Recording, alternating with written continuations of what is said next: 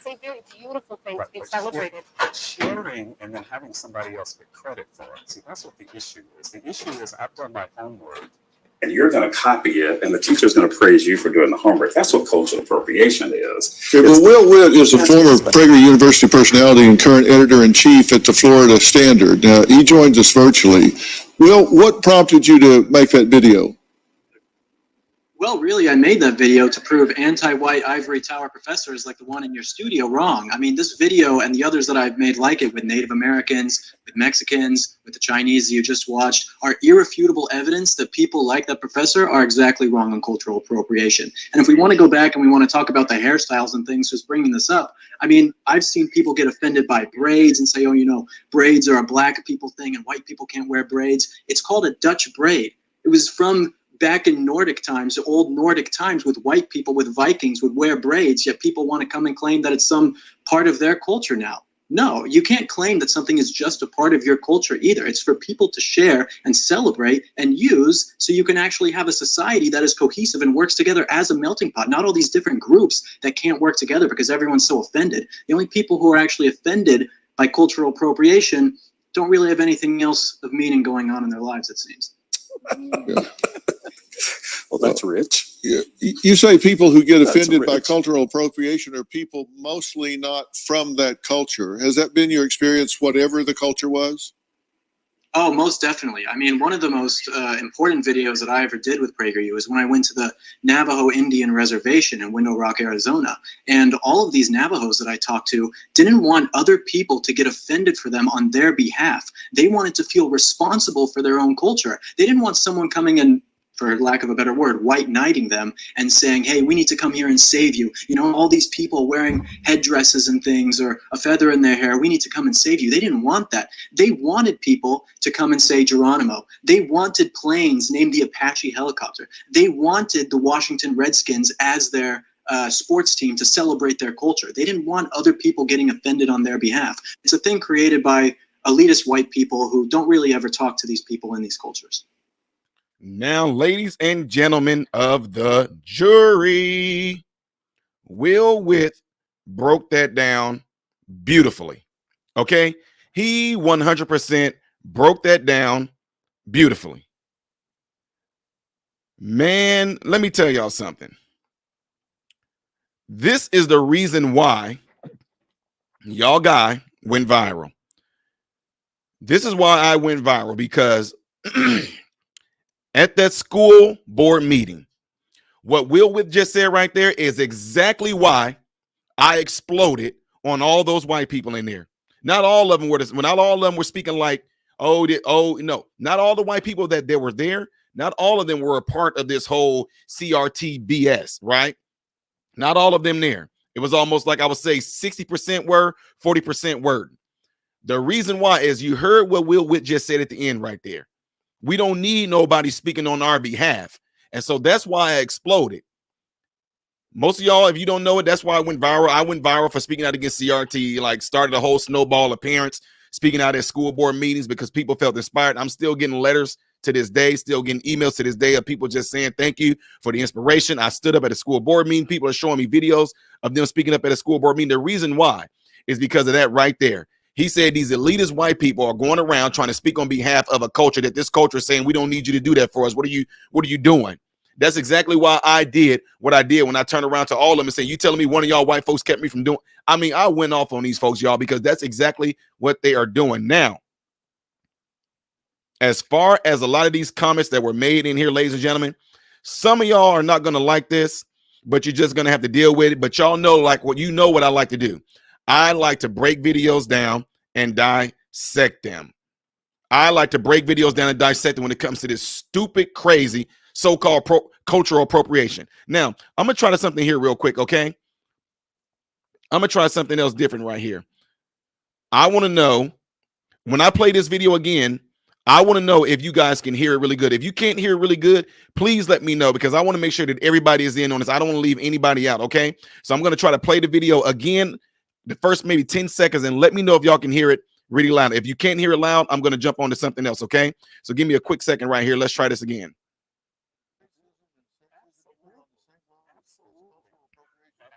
I put that on the same level as white supremacy, because white supremacy is intersection. Well, you don't agree. I don't. No.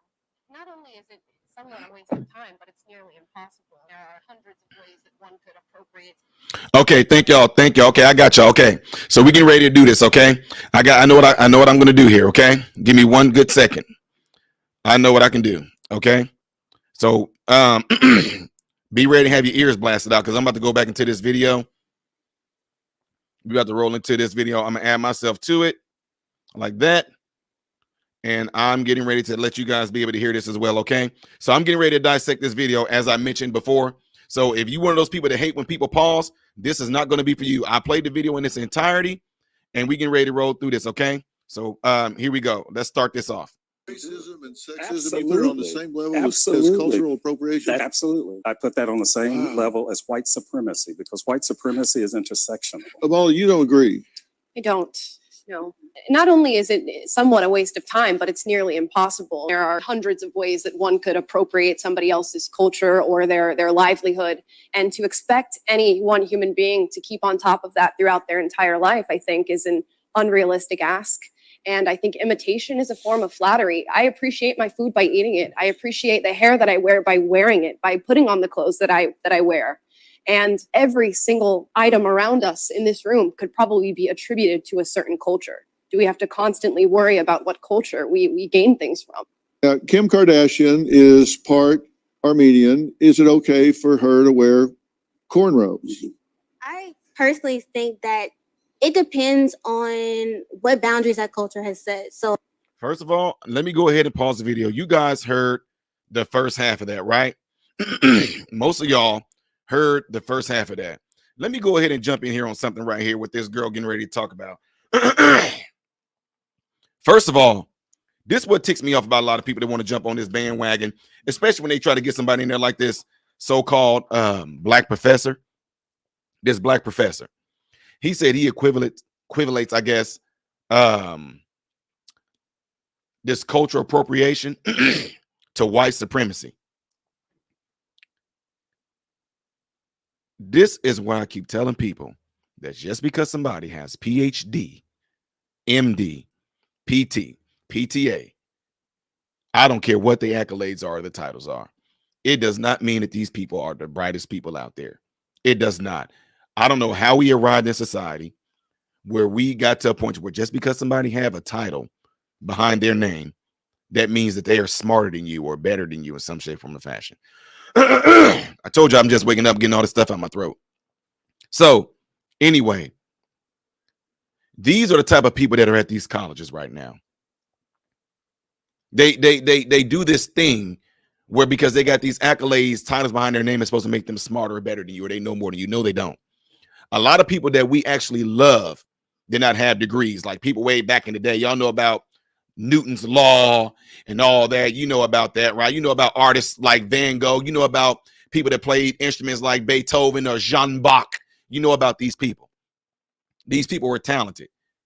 A lot of these people did not go to college. A lot of great people that did great things did not go to college. So it does not mean that they are the brightest and smartest people out there in society. So it does not mean that just because they got PhD or a double major behind their name, it does not mean that they're right at all, ladies and gentlemen. I'm telling you right now. I'm only saying that because I know there's a lot of people out there that you may believe that way.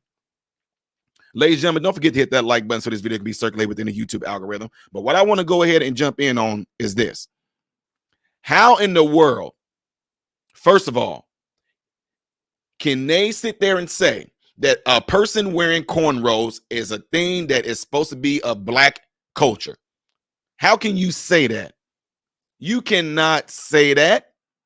You can't say what a person can do with their hair.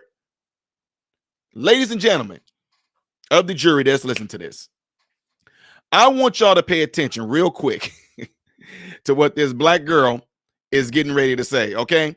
Pay attention to this real quick, all right? Give me a second to pull it up for y'all, okay? Pay attention to what she's getting ready to say right here. I personally think that it depends on what boundaries that culture has set. So I can speak for black culture. The reason why, First of all, you hear her say she can speak for black culture. She says all about what that black culture has set. I don't know any black people, which there may be some, but growing up in the hood, in the ghetto, we had white girls that grew up in the ghetto, went to the schools we went to. These white girls rock cornrows. They rock Bantu knots. Nobody where I grew up at ever said a freaking word about that.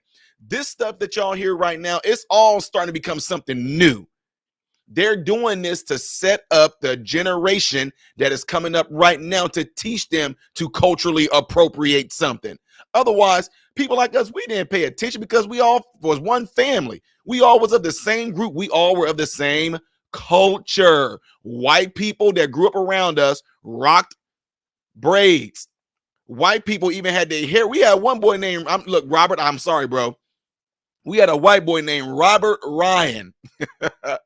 Robert Ryan went around with a brush trying to brush his hair hours on hours on hours. This dude wore a do-rag because he was trying to get some waves. But unfortunately, we told Robert, bro, you're not black. You don't have the kinky hair like we do. You're not going to get waves. But Robert Ryan, he kept trying to brush his hair to get waves. It didn't work. A lot of white people we grew up around, they even got their hair cut like ours. Like if we got to fade a certain way, even though that don't really matter, but they got their hair cut in a certain way. All of us lived around each other. Nobody ever sat there and looked at any of the white girls in the hood and said, man, what y'all trying to be black for?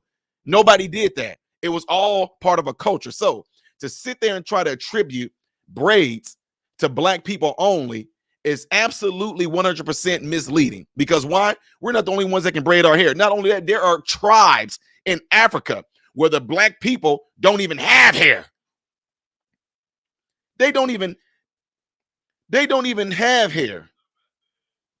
So I'm trying to figure something out here. Why is it saying my chat? Why is it saying my thing stopped? Y'all, hold on for a second. Hold on for a hot second. I know my live did not stop. You guys still here? Okay. Something happened here. Okay, let me go back to it. I'm going to go back to the screen because for some reason, something up here said that my stream stopped. But okay, I'm going to go back to it.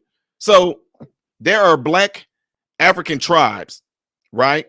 Black African tribes that the women don't have no hair. They don't have no hair at all. So if anybody go around bald-headed, are they trying to say you're trying to steal African culture because they bald-headed?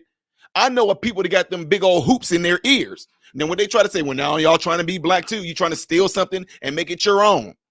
Y'all know that there are a lot of black tribes in Africa that have etched on markings and tattoos. So if black people go and get markings and tattoos, is that because we're repping our culture in Africa? White people go and get tattoos, or is that because they're stealing that from African people now? Again, pay attention to what this girl says right here, because it's just amazing. That culture has said. So I can speak for Black culture. The reason why, some of us are offended and have problems with white women wearing braids is because it's documented. Black women are getting fired from their jobs wearing braids. We are called ghetto. We are not seen as professional with our natural cultural hairstyles. Whoops, whoops, whoops, whoops, whoops, whoops, whoops, whoops, whoops. I want y'all to pay attention to something. Whoops. Hold on. Listen. We are not seen as professional with getting fired from their jobs. It's because it's documented. Black women are getting fired from their jobs wearing braids. We are called ghetto. We are not seen as professional with our natural cultural hairstyle. Uh-oh. This is where I'm about to make my screen bigger, and this is where I have a problem at. Number one. Hold on. Hold the front door. Number one. You telling me this girl just sat here and said people are getting fired because of their braids. Have I heard of something like that? Yes. Now, why? It's not because of the braids themselves. It's because of how they may have had their hair. I always tell people when they come to me with these stories, give me some details. Give me some details. When you said that some of these stories, I saw them. These women were on a job where this job said your hair had to be in a certain way. So what? So it won't get in the food. So it won't be in the grease. Things like that. So now, you start a job. And while you're on this job, you don't pay attention to what the job description says, how it says your hair's supposed to be. But then you go and get these crazy big old giant braids that go all the way down or something like that. Yeah. And now if you wrap it up and put it up on the top and put a net over, I get it. But to have it hanging down and you working around food service, you saying that you got fired because of your braids, that's what I'm saying. You just can't come and tell me, Ty Smith, you can't come and tell me that you got fired because of your braids. No, you got to give me more details than that. You have to give me more details than that, ladies and gentlemen. Anyway, the other statement that she made is saying that we get looked at as ghetto for wearing our natural hairstyles. I'm gonna let her say it. I'm going to let her say it so y'all can hear it for yourselves, okay? I'm gonna let her say it. Okay, check it out. That are part of Black clubs wearing braids. We are called ghetto. We are not seen as professional with our natural cultural hairstyles. Whoops. Now that's where I want to jump in at right there. What does she mean? What does she mean? Natural cultural hairstyle? Her hair right now ain't even natural. What is she talking about? That hair. Okay. Yeah, I'm gonna say this because since they want to be on this culture appropriation, and I'm black, and I grew up, and I'm black. Yeah. Sister, the hair that you have in your hair right now is not even your hair. So when you're talking natural, who are you culturally trying to appropriate? Because black people hair naturally do not get that long unless they've been growing it as from a kid. But black people hair don't get all the way down to their knees and anything like that. Some black people do. I get it. But if it's natural, it is not going to be straight like that for you to get it braided like that. And all of us know this, black people. When you get your hair braided, what do you have to do to braid your hair? And don't sit there and lie. A lot of these black folks are going to try to sit there and lie.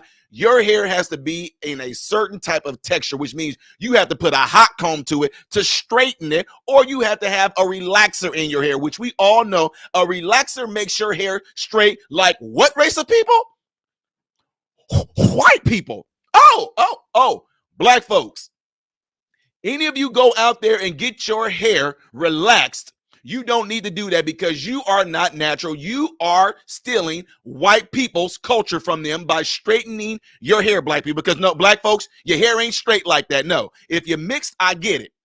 Mixed people sometimes have the texture of like what we call white people or Asian people, but we're going to stick with white people since they want to come after white people. But when black people get their hair relaxed, their hair is straight like white women. Huh? Their hair, look at this.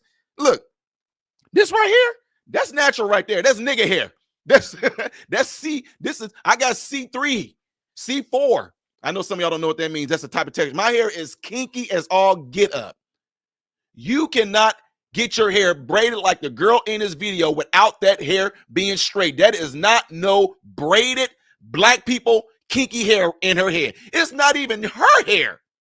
So, black folks, while you're sitting there want to throw all this stuff out, you bought that hair from a Asian market, most likely, because or it might have been a black shop. Let's see, Sally's. I don't know, but Sally's is not a black market itself. Anyway, you bought that straight horse hair or Indian hair or synthetic hair. Your hair is not even like that. So in order for that black woman to even get her hair braided like that, she got her hair from some culture that's not even hers. Because that hair that she got in there is not no black person's hair, is it? No, it came from a horse. It came from somebody in India. It came from something that was made synthetic. But the point is, it's not her hair. So for her to sit there and say our natural, no, sister, throw the natural out. Because if a black woman grew her hair and just combed her hair will most likely look like mine, unless it's a big old fro or something like that. But it will not be straight like that unless she is mixed and have the white people textured hair.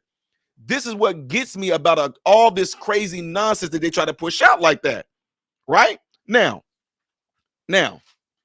the professor, he said that it's like white supremacy because they're going to take things from black people and they're going to copy it as if they did it.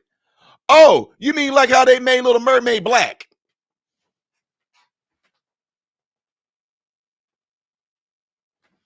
Oh, you mean how they're trying to take a whole lot of Marvel movies or Disney movies and things like that, and they want to try to turn the characters black when you say copy, huh? Oh, so white people ought to be freaking pissed off and outraged that they made Little Mermaid black because they're still in the white people's culture, right? well, no, Ty, that ain't the same. No, we all know. No, don't even try it. It's going to go. If you want to play that game, we're going to do it both ways. You turn Little Mermaid black, right? Huh? What about that? What about that culture appropriation? Huh? What about that? You stole the white people's mermaid culture. Yeah, I know. Now, here's my thing too. This is a so-called educated professor. Y'all, I know a lot of these people, I know I call them, they're not the smartest people, but at the same time, they do go out and have an agenda. This man clearly probably knows what he's doing with this. He's just trying to probably sell a book, trying to get more people to come to his class, trying to appeal to the liberal white kids or certain type of kids that are coming up because they're going to take his class. It's about money. Most people, he probably got if he's a professor at the college, he probably don't have a full class. So he's going to be able to draw more attention and get more people to come to this class. He gets paid more. He knows what he's probably doing with this right there. But that's what I'm saying. It goes both ways. So let me play some more of this video for you guys right here real quick. Make sure I'm still a part of it. I know y'all like that's the Twilight Zone, like looking stuff right there. But let's go ahead and play some more of this video. They're a part of Black culture, and then when white women wear them, they are glorified, praised, and even sometimes have the credit attributed to them. So Let me go back a little bit. cultural hairstyles, they're a part of Black culture, and then when white women wear them, they are glorified, praised, and even sometimes have the credit attributed to them. I have never heard that. I have never heard of white people doing things or looking like things that so-called came from Black people or any other culture and getting the praises and getting it attributed to them. I have not heard of that. Huh? Don't you go and get your nails done?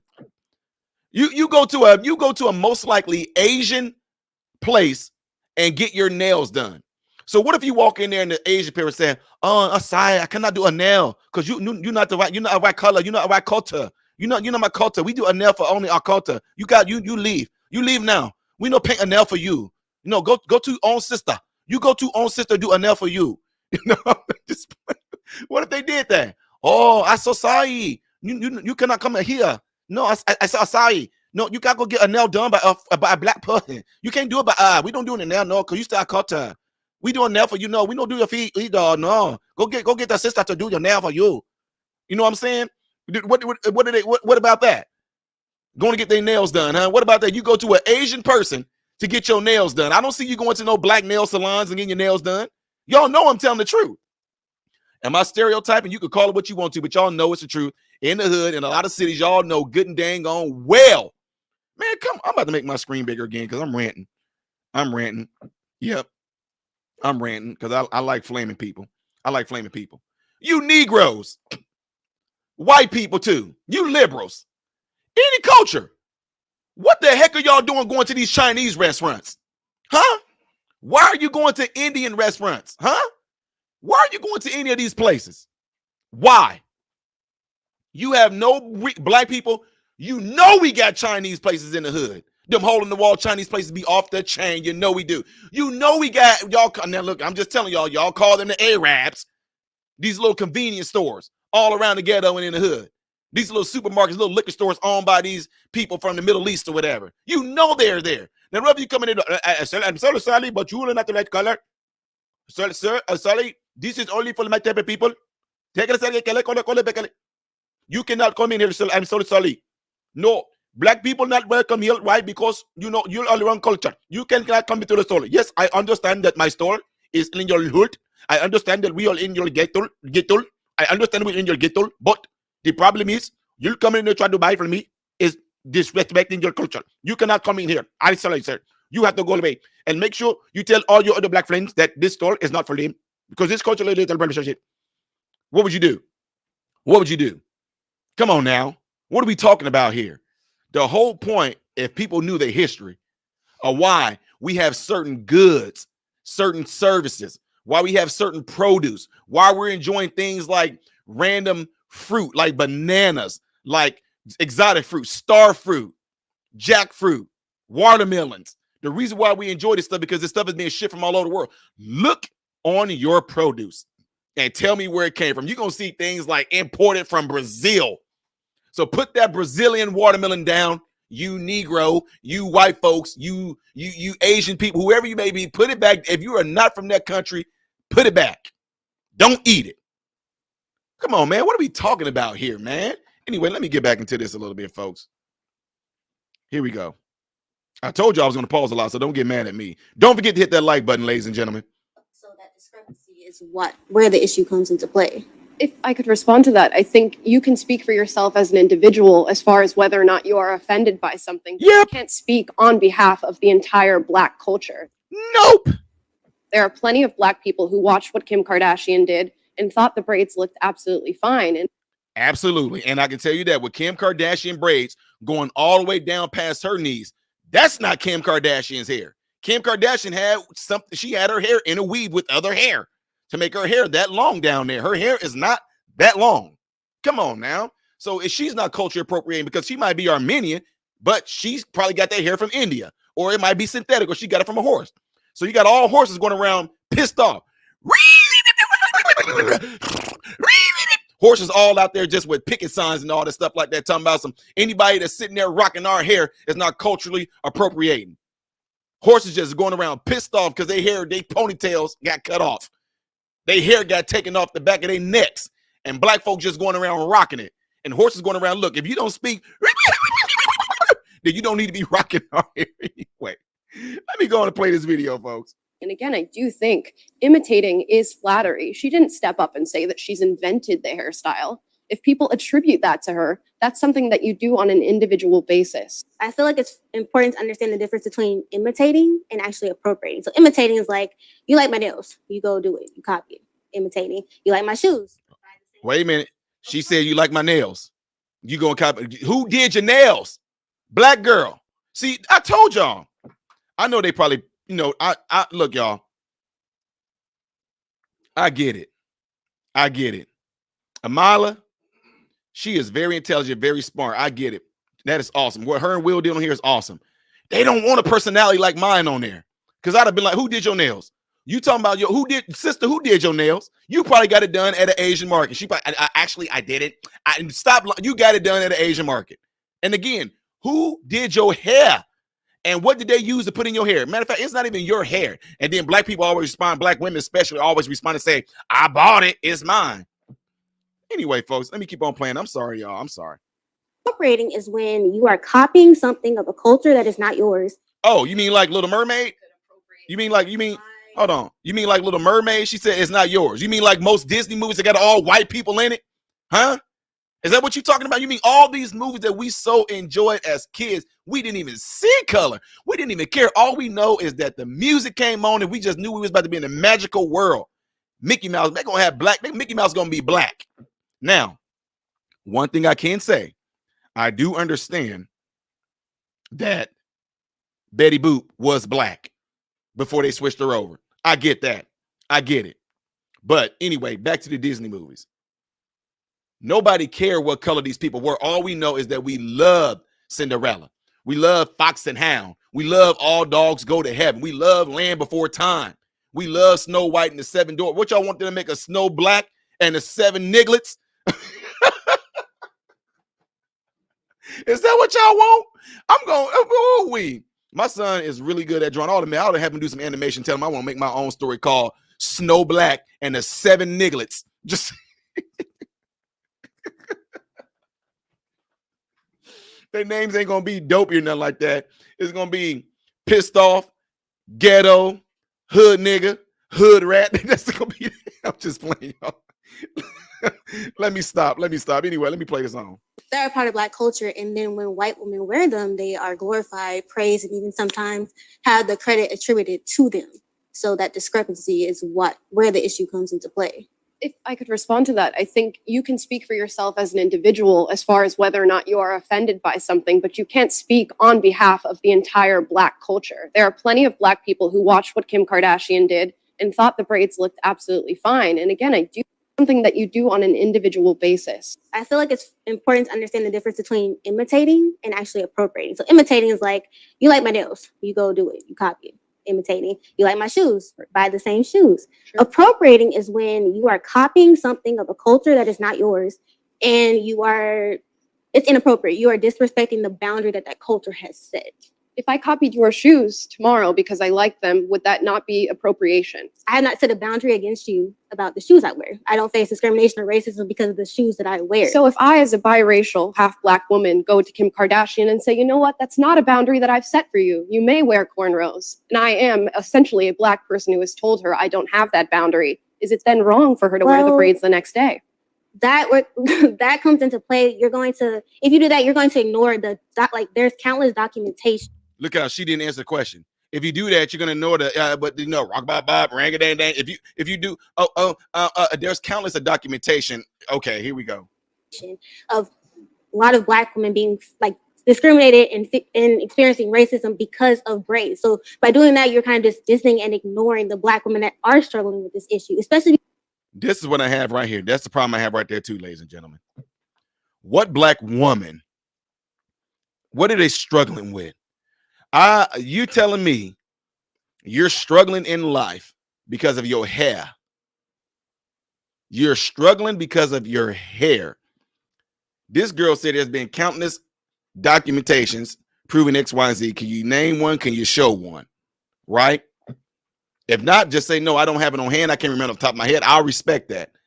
But that's what a lot of people do. I love when people try to say things on there to give them more validation. They're like, you know, for example, I used to love that in church whenever I would talk to somebody about certain things in the Bible and certain things that are not so.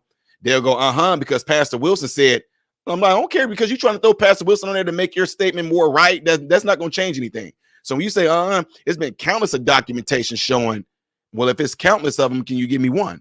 If not, like I say, just say, actually, I don't remember off the top of my head. We'll leave it at that. But again, I don't know what type of struggle this is causing amongst black women because of their hair. I'll let this play on.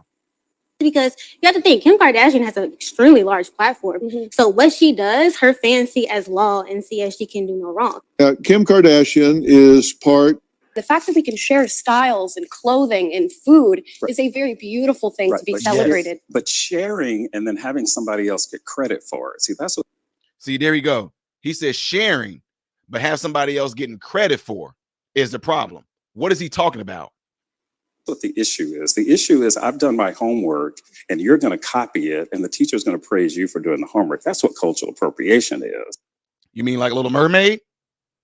If you make any movie that is made by white people, be it Marvel, be it DC Comics, be it any Disney movie, if any of these things have a lead white cast, lead white people in it, and if they make it black, then you're copying it, right?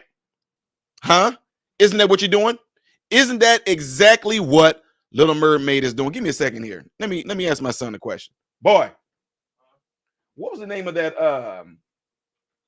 What was the name of that movie that y'all watched that you were singing? Don't matter what you look like, don't matter who you are. Yeah, there we go. The Princess and the Frog. Wasn't that like a white thing too? They made a New Orleans style one. Y'all know that, right? I don't know if y'all knew that. Y'all do know they made a Princess and the Frog, and it was a black version of it. Now, white people ought to be standing up and getting pissed off because they stole y'all Princess and the Frog story and they turned it black. Cultural appropriation. Not only did they turn it black, they went black by going Creole on y'all. Like made it black to made a New Orleans style. I don't know if y'all even saw it. It's called the Princess Frog, right? The Princess and the Frog. Boy, the Princess and the Frog. Okay, yeah, it's called the Princess and the Frog. Y'all see what I'm saying? So y'all definitely should want to go and have some outrage over that right there. Let me continue on with this video. Okay, well, Will Witt is a former Prager University personality and current editor-in-chief at the Florida Standard. He joins us virtually. Will, what prompted you to make that video? Well, really, I made that video to prove anti-white ivory tower professors like the one in your studio wrong. Ooh, mic drop. That's right.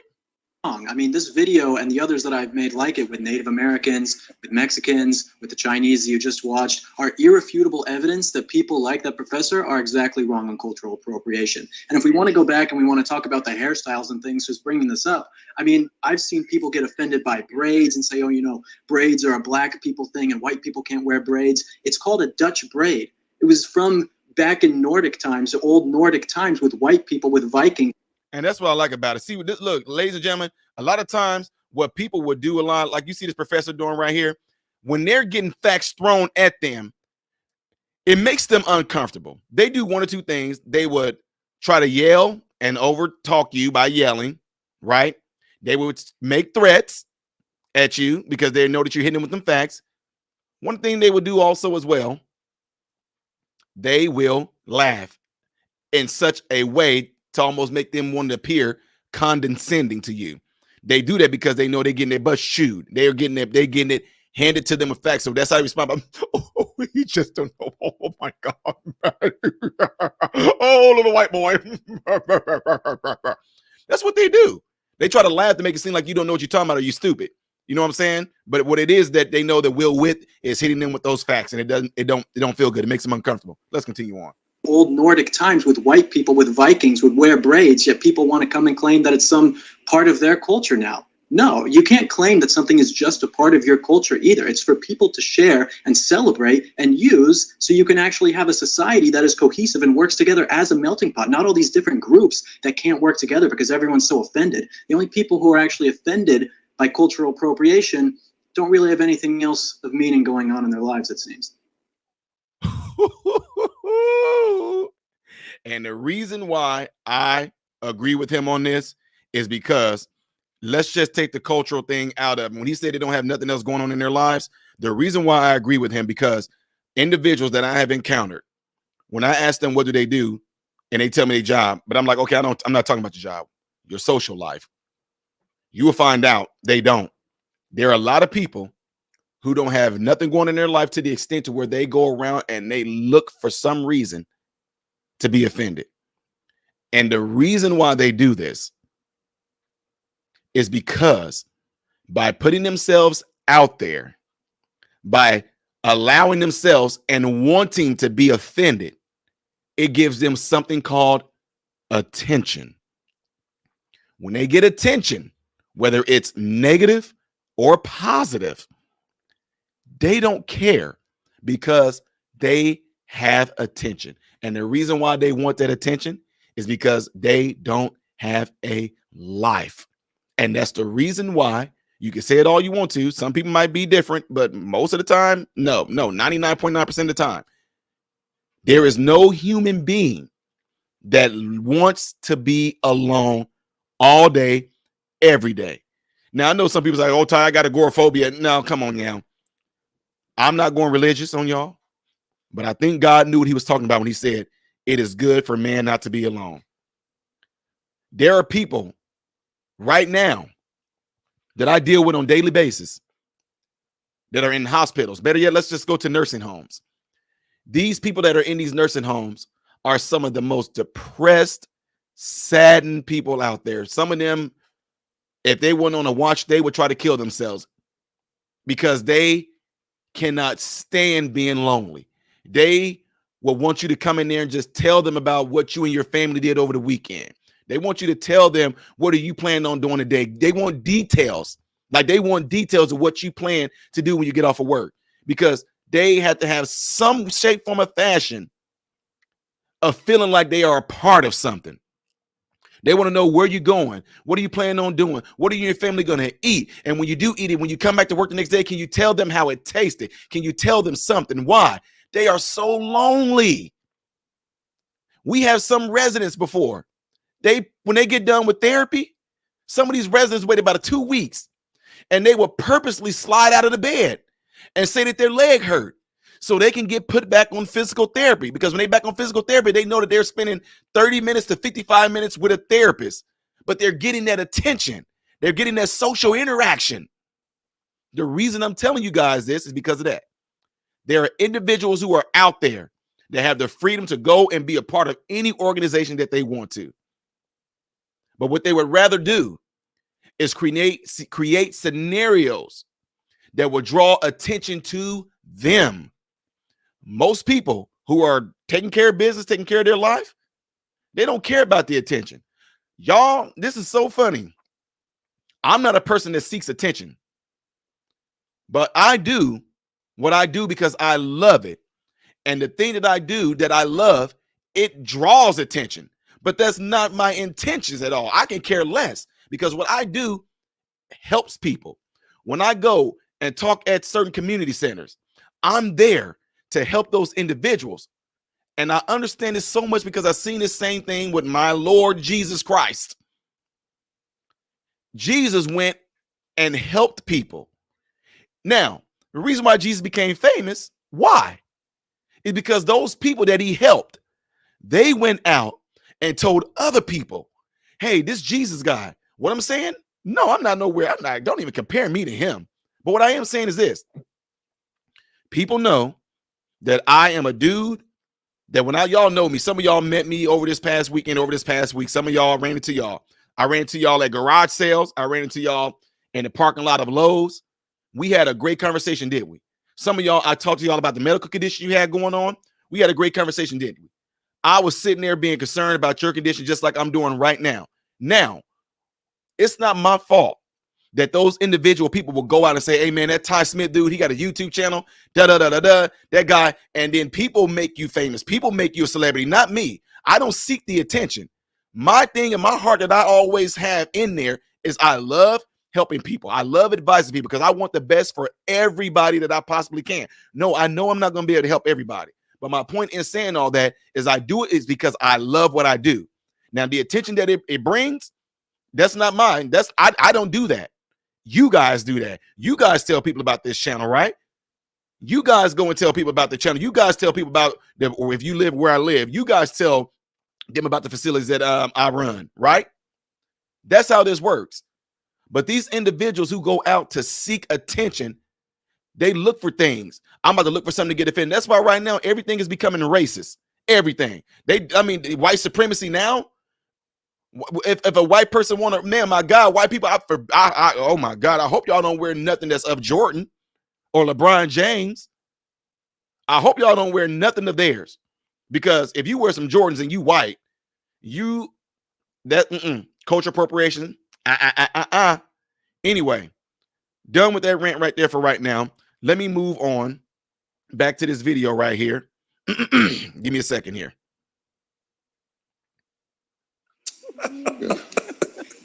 Well, that's rich. See, he has nothing else to say. Well, that's rich. If that was me, I'd be like, sir, what do you mean? When you say that's rich, what do you mean? So that's what you do. You just throw a little remark out there as to what. So go ahead, defend yourself. Prove me wrong. What did I say that was wrong? You get hit with facts, and the best you can do is laugh and say, oh, that's rich. What is that supposed to mean? I'll make him explain it, sir. Can you tell me what that's supposed to mean by you just laughing and saying that's rich? Well, that's rich. You say people who get That's offended by rich. cultural appropriation are people mostly not from that culture. Has that been your experience, whatever the culture was?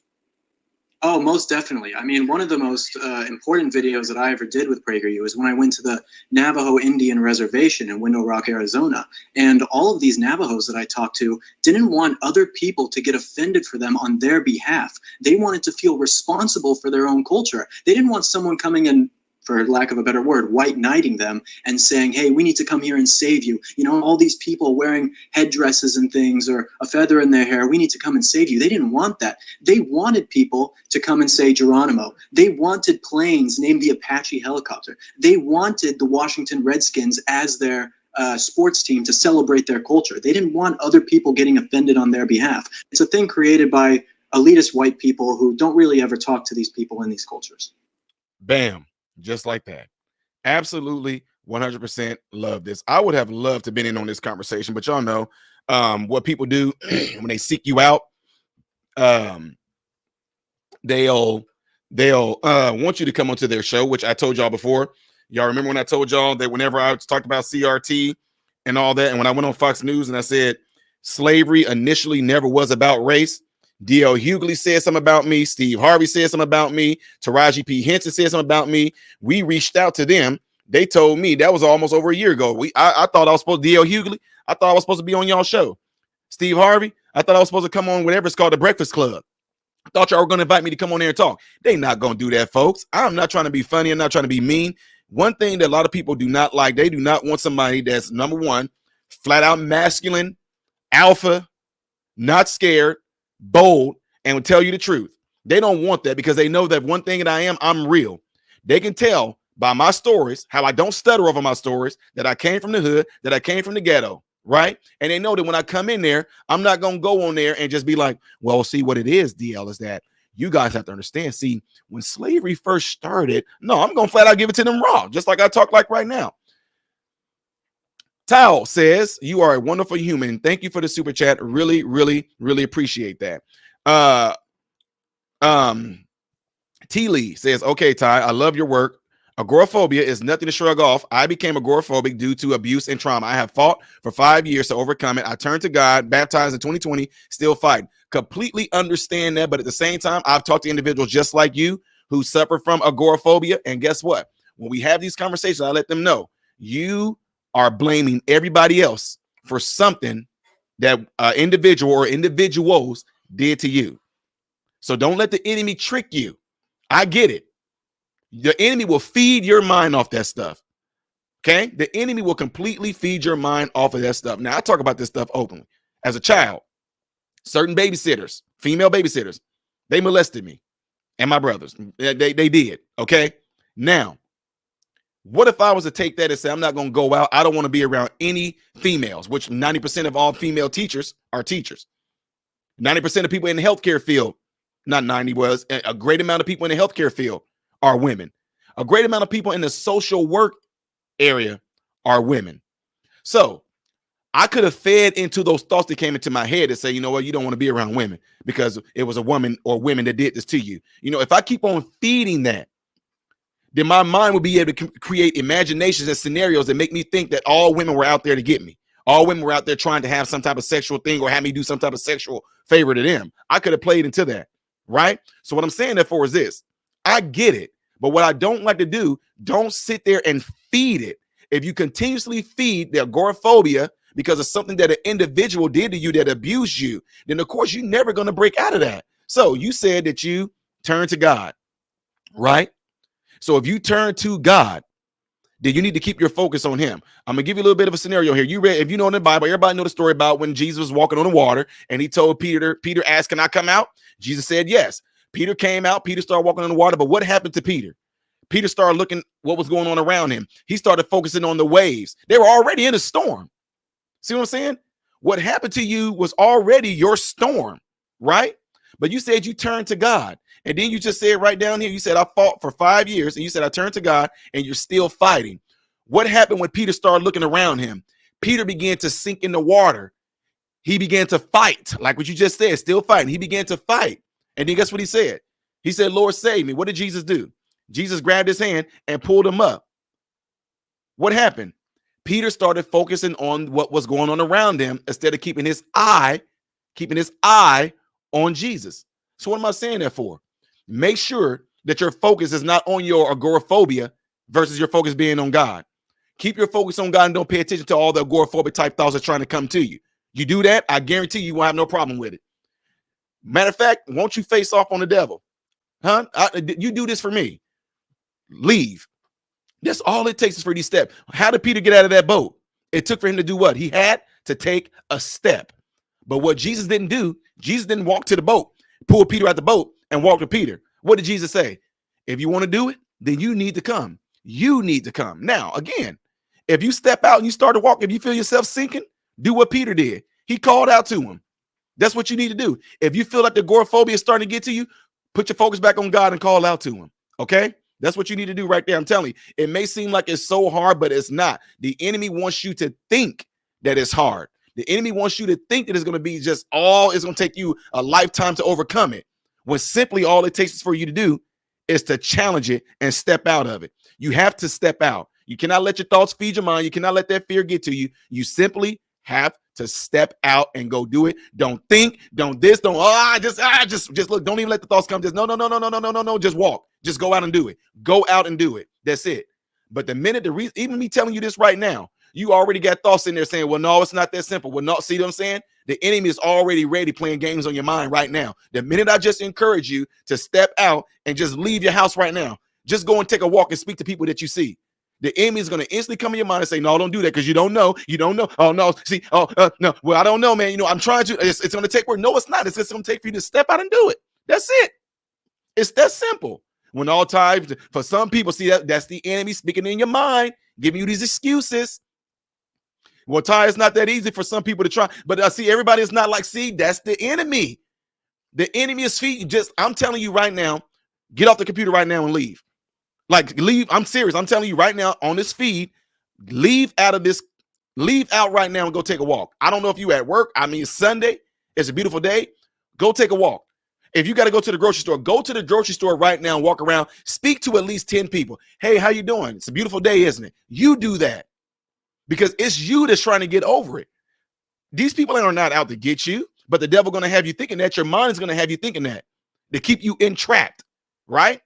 Leave right now. I'm telling you, get off the computer, put your clothes on, go take a walk and speak to people, or go to the grocery store. If you don't have to go to the grocery store, I don't know what else to tell you, but go somewhere and just speak to people. Just say hello. That's it. All right. So let me get back onto this this situation right here, guys, with this whole cultural appropriation. If we want to culturally appropriate something, anybody that's driving like these certain, like right now, I have a Toyota Tundra, right? I guess all Asian people will be pissed off if they see me stepping out of a Tundra. You see what I'm saying? Ladies and gentlemen, this is just another means to show y'all that we are so spoiled. We are so privileged. We are so spoon-fed in America that we just got to create problems. We create problems, ladies and gentlemen. This right here, this cultural appropriation BS, it's just, man, I bet you people are looking at us and like, this is what they over here talking about?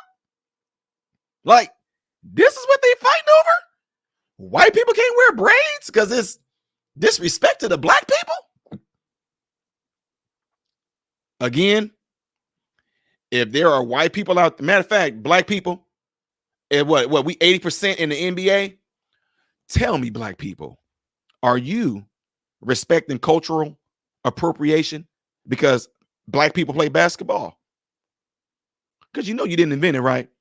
You know a white man did that, right? That's a white man's game, right? Y'all, I'm being sarcastic. That's a white man's game. All you guys on here listening right now, y'all go ahead and list. Y'all can list some other things that white people created that black people are benefiting from. This is going to get good. This is going to get good. So what I'm getting ready to do right here real quick, I'm getting ready to, we're going to open this thing up. We are going to open this thing up.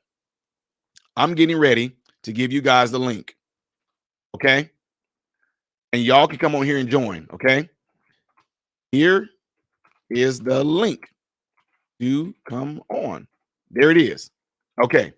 Just gave you guys the link. You guys can come on here and you can state your opinion, what you think about this. You can also let me know about, just come onto the panel and we're going to talk about things that white people created. We can talk about things that black people created and made that all people are benefiting from, because I don't hear no black people going around complaining about the phone in their hand. I don't hear anybody talking about any of the technology that they use. I don't hear anybody talking about using Bill Gates' Microsoft stuff.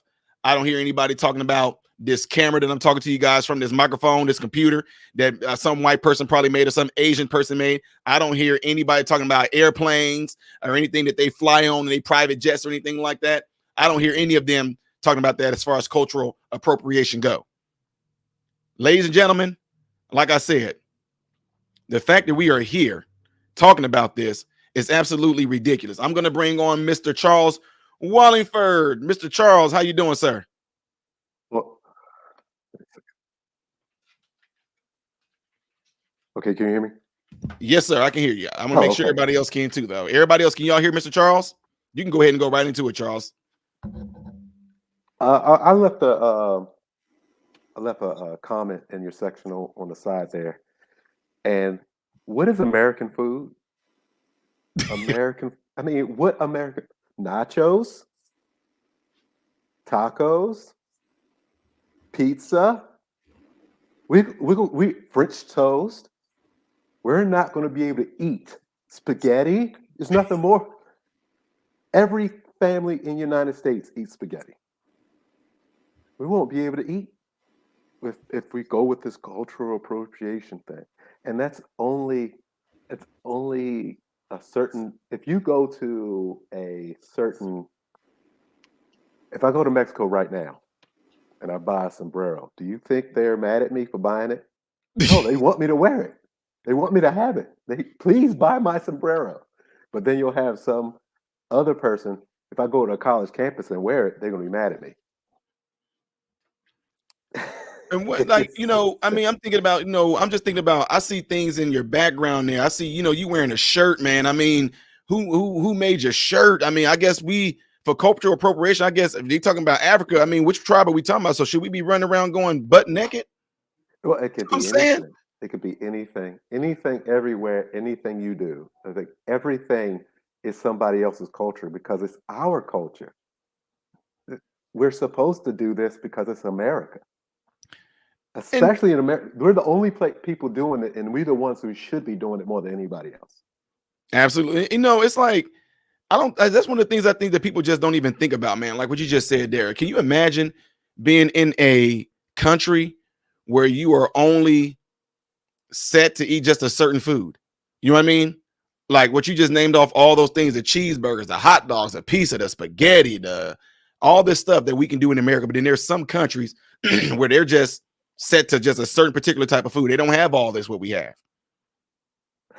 It's nuts, and it's crazy, and it's, again, the people, like, perfect example. Let me see if you can see this. I don't know if you can see this. It's a picture of my wife. She's wearing a Chinese dress. Yep, They I can would see get that. mad at her. They would get mad at her for wearing that. I mean, on a college campus, there's no Chinese people who would get mad at her. That's the problem. You got people who aren't really affected getting upset. And like you said, the problem, we have created such a wonderful society, a wonderful place to live, that we get mad at anything. We make up things to get pissed off about. I mean, can you just imagine that? It's amazing that you hear about things like, we want peace, we want harmony, we want togetherness. Then when we get there, all of a sudden we go, okay, let me see something. I don't like the way that guy right there walks. He walks, his back is too straight when he walks, and all of a sudden we just create this problem. Then people jump on the bandwagon.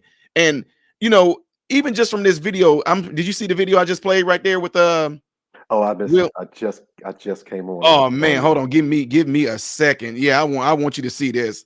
Stay right there. Give me a hot second to get this on for us, guys. Give me a second, everybody. I want him to see this video too, because this is going to be amazing. Check this out. Can you see that right now, Charles? Yes. Okay, check this out. Racism and sexism, you put it on the same level as cultural appropriation? Absolutely. I put that on the same Wow. level as white supremacy, because white supremacy is intersectional. Amal, you don't agree? I don't. No. Not only is it somewhat a waste of time, but it's nearly impossible. There are hundreds of ways that one could appropriate somebody else's culture or their livelihood. And to expect any one human being to keep on top of that throughout their entire life, I think, is an unrealistic ask. And I think imitation is a form of flattery. I appreciate my food by eating it. I appreciate the hair that I wear by wearing it, by putting on the clothes that I wear. And every single item around us in this room could probably be attributed to a certain culture. Do we have to constantly worry about what culture we gain things from? Kim Kardashian is part Armenian. Is it okay for her to wear cornrows? I personally think that it depends on what boundaries that culture has set. So I can speak for Black culture. The reason why, some of us are offended and have problems with white women wearing braids is because it's documented. Black women are getting fired from their jobs wearing braids. We are called ghetto. We are not seen as professional with our natural cultural hairstyles that are part of Black culture. And then when white women wear them, they are glorified, praised, and even sometimes have the credit attributed to them. So that discrepancy is where the issue comes into play. If I could respond to that, I think you can speak for yourself as an individual as far as whether or not you are offended by something, but you can't speak on behalf of the entire Black culture. There are They messed plenty up of for Black having people Amal who on watched here. what Kim Kardashian did and thought the braids looked absolutely fine. And again, I do think imitating is flattery. She didn't step up and say that she's invented the hairstyle. If people attribute that to her, that's something that you do on an individual basis. I feel like it's important to understand the difference between imitating and actually appropriating. So imitating is like, you like my nails, you go do it, you copy it. Imitating. You like my shoes, buy the same shoes. Appropriating is when you are copying something of a culture that is not yours, and it's inappropriate. You are disrespecting the boundary that that culture has set. If I copied your shoes tomorrow because I like them, would that not be appropriation? I have not set a boundary against you about the shoes I wear. I don't face discrimination or racism because of the shoes that I wear. So if I, as a biracial, half-Black woman, go to Kim Kardashian and say, you know what, that's not a boundary that I've set for you. You may wear cornrows. And I am essentially a Black person who has told her I don't have that boundary. Is it then wrong for her to wear the braids the next day? That comes into play. Got her. If you do that, you're going to ignore there's countless They'll documentation. never have Amala on here ever A lot of again. Black women being discriminated and experiencing racism because of braids. So by doing that, you're kind of just distancing and ignoring the Black women that are struggling with this issue, especially because you have to think Kim Kardashian has an extremely large platform. So what she does, her fans see as law and see as she can do no wrong.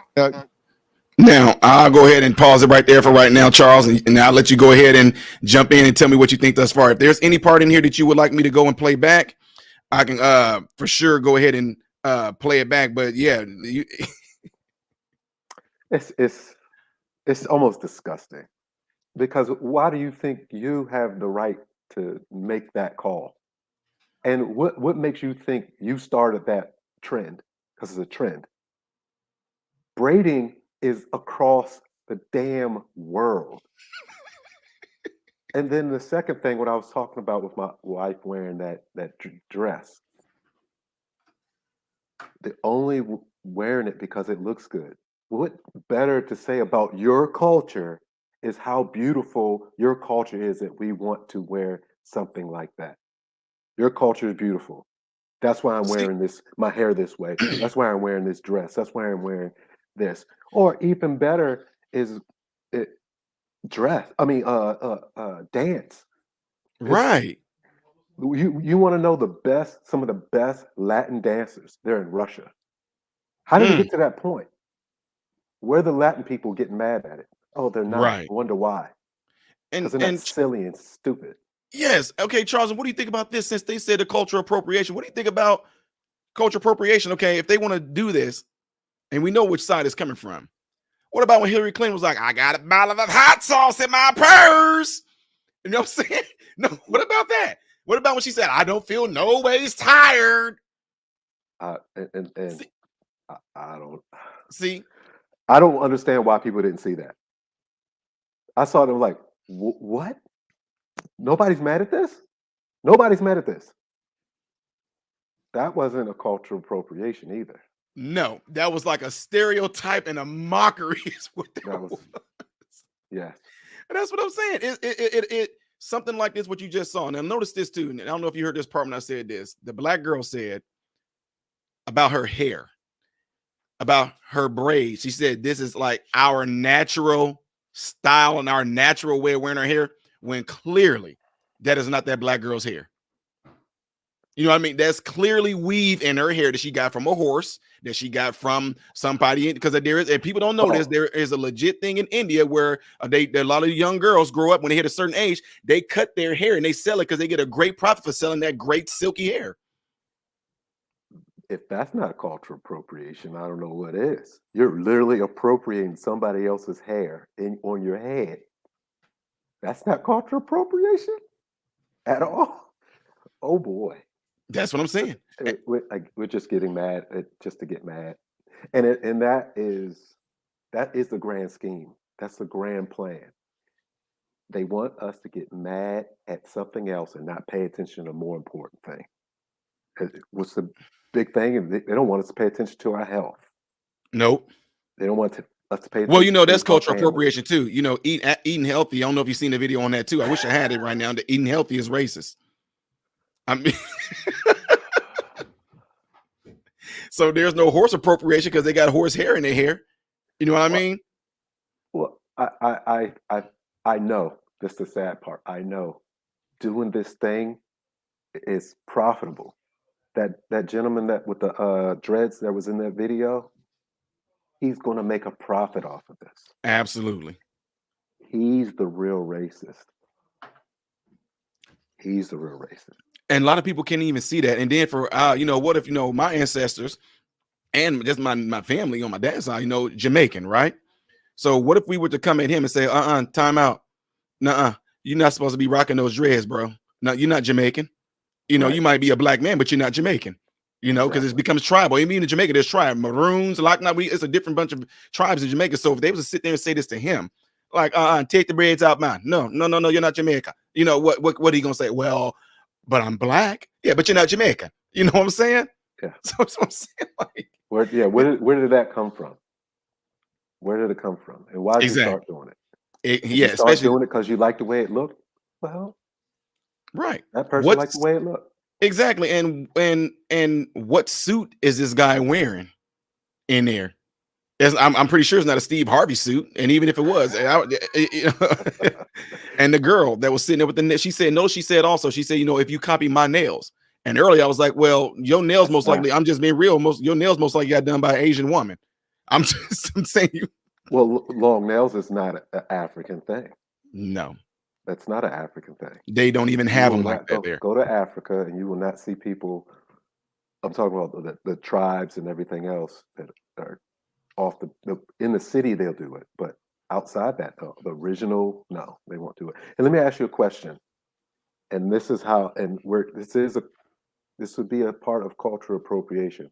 That lady who was posing as supposed to be black in the NAACP. What was her name? Oh man, I forgot. Okay. My question is, what do you think about what she was doing? Did you feel that she was going too far? Do you feel that she was culture appropriating? Do you feel that she shouldn't have done that? Yeah. Oh, Rachel Dolezal. Yes. Pretended to be black. Yep. How do you feel about that? See, I was like, personally, I was just like, I didn't. When I found out that she was when I found out that she was a white woman, I was actually surprised. Well, I was like, that's the craziness about it, because there are black people that actually look like her. Exactly. I mean, my wife hated, but my wife's mom is Blackfoot Indian, right? And you would look at her, and she has the straight. I mean, she's Blackfoot Indian. She has a straight hair. But my wife, if you saw my wife, you say, okay, that looks like just a really light-skinned black woman, but she's mixed. Her mom is Blackfoot Indian and black, right? Then my wife's dad is black, and you would look at her mom, and everybody sees my wife's mom, and my wife will say, "Oh yeah, this is my mom." They go, everybody does that. Like, what? No. And my sons, them growing up, while they were growing up, they call her Mima, right? And when they talk, and like if they had to do something at school, they'll say, this is Mima, this is my grandma, and the people go, like, is it like a godmother? And they're like, no, that's his grandma. And then my sons, them always say, yeah, my grandma is white. They always say my grandma is white. And even they're 20 and 18 right now, and they still laugh, and they'll go, that's crazy. We got a white grandma, So, but with that lady in particular, I thought I thought she was a black woman. I flat out just when they said that she was white, I was like, what? Like, she looked like a black woman. My thing with that is, what was she one of the better workers of the NCAA? Ooh. Not NCAA, in NAACP. Was she one of the best? How many black people did she help? That's all I care. Yes. That's all you should care about. I don't care what she's wearing or what. Is she one of the better people? Is she getting things done? That's the only question. But I don't care. No. And that's the thing. We shouldn't. You know what I mean? We shouldn't. And that's the part that just had me just kind of stunned, because, they were getting upset because of how she was wearing her hair. I mean, what do you mean a black hairstyle? Like, what does that mean? But then to turn around, like I mentioned earlier, I said, well, if that's the case, now even the girl in this video, for her to get her hair braided like that, they had to straighten her hair, which means her hair had to be like that of white people to get it braided like that and intermingle with other either or other races that have straight hair. Yes. So is she culturally appropriating by even wearing that hair? You know what I'm trying to say? That's what I'm saying. It's so crazy. And that's why I say the shows like this, which I wish I can get on and talk to individuals like that, because I'm not that I'm mean or rude, but I do want to say things to people in a way to make them feel stupid about what they're talking about. I want you to feel dumb about what you're saying right now. You know what I mean? I agree. Because I agree. it's ridiculous. And then she said pretty much like Black people are struggling because of stuff like that. So then I turn around and I'm like, okay, aren't they making a Little Mermaid where the girl is going to be Black now? So are they still in white people's? They're just making things up. They're making. Yeah. We have too many examples of equality and everything. I mean, perfect example. So, Black Panther. How many little white kids dressed up like Black Panther on Halloween last year before, and probably this year? Is that wrong? Why do they dress up like Black? Because they wanted to be what? They wanted to be Black. a hero. That's They right. just only wanted to be that superhero. That's all those little kids saw. They saw a superhero. Oh, that's a cool superhero. They didn't think anything of it. They're not thinking anything of it. But if you want to apply cultural appropriation to everything, well, they were wrong. Yep. We actually played, I don't know if you did it, but I was young enough to remember where we actually played Indians and Cowboys. We played it like I was a kid and we played it, dude. Like we had I was a cowboy. I had a little revolver. I don't know what you call these things. Had a little red little strip in it. Caps. It had a little black, yeah. And them suckers make little smoke come out. I love playing Indians and Cowboys, you know. And it's like, can you imagine today? The people would probably beat the kids. Neighborhood people would come out and beat. Karens would come out of everywhere. Oh no, yelling at the kids. You're gonna get arrested as a parent. And did you not have it to where I don't know if when you were in school, when Thanksgiving came around, did they actually have you guys be pilgrims and Indians and all that too? I didn't do that, but I've seen that happen many times. Okay, yeah, we they got acted out like a play and everything else. Yeah, I just was never a part of it. Yeah, we made the little things that go around our head with the feathers in it. We did our hand like this and made a turkey out of it and everything. I thought like, man, it was fun because you actually got to be a part of history. You know what I mean? But like I said, I can't imagine any kids playing doing any of those things today without somebody coming out. You can't do them. They probably don't even sell those anymore in stores. No little bow and arrows, the little suction things on the side of them, the Indians and all that. They probably don't even sell those things like that anymore. No, it's too dangerous. And real quick too, I want to show you this. It's another part to this video. I want to show you, Charles. See what you think about this real quick. Let me show you this. Let's see. Do that so we both can be. Hold on. Bear with me real quick here because it's a way I'm trying to get it to where we both will be on this screen. There's you. There's me. Okay. Give me 1 second here. There we go. Watch the rest of this right here. Kim Kardashian is part. The fact that we can share styles and clothing and food is a very beautiful thing to be celebrated. But sharing and then having somebody else get credit for it. See, that's what the issue is. The issue is I've done my homework and you're going to copy it and the teacher's going to praise you for doing the homework. That's what cultural appropriation is. Okay, well, Will Witt is a former Prager University personality and current editor-in-chief at the Florida Standard. Now, he joins us virtually. Will, what prompted you to make that video? Well, really, I made that video to prove anti-white ivory tower professors like the one in your studio wrong. I mean, this video and the others that I've made like it with Native Americans, Mexicans, with the Chinese you just watched are irrefutable evidence that people like that professor are exactly wrong on cultural appropriation. And if we want to go back and we want to talk about the hairstyles and things, who's bringing this up, I mean, I've seen people get offended by braids and say, oh, you know, braids are a black people thing and white people can't wear braids. It's called a Dutch braid. It was from back in Nordic times, old Nordic times, with white people, with Vikings, would wear braids, yet people want to come and claim that it's some part of their culture now. No, you can't claim that something is just a part of your culture either. It's for people to share and celebrate and use so you can actually have a society that is cohesive and works together as a melting pot, not all these different groups that can't work together because everyone's so offended. The only people who are actually offended by cultural appropriation don't really have anything else of meaning going on in their lives, it seems. Well, that's rich. You say people who get That's offended by rich. cultural appropriation are people mostly not from that culture. Has that been your experience, whatever the culture was? Oh, most definitely. I mean, one of the most important videos that I ever did with PragerU is when I went to the Navajo Indian Reservation in Window Rock, Arizona. And all of these Navajos that I talked to didn't want other people to get offended for them on their behalf. They wanted to feel responsible for their own culture. They didn't want someone coming in, for lack of a better word, white knighting them and saying, hey, we need to come here and save you. You know, all these people wearing headdresses and things or a feather in their hair, we need to come and save you. They didn't want that. They wanted people to come and say Geronimo. They wanted planes named the Apache helicopter. They wanted the Washington Redskins as their sports team to celebrate their culture. They didn't want other people getting offended on their behalf. It's a thing created by elitist white people who don't really ever talk to these people in these cultures. Yeah, I've seen some of his videos about that. I've Wheels. seen them. Yes, and it's the people who should be offended aren't offended, or they like that the person is doing it. Like, oh wow, you're embracing our culture. Oh wow, can I tell you more? Right. That's what really happens, and what is bothering me with these changing these sports teams as their names and the and everything along with it is what they fail to do. I understand the point, but what they fail to do is realize why they're doing it.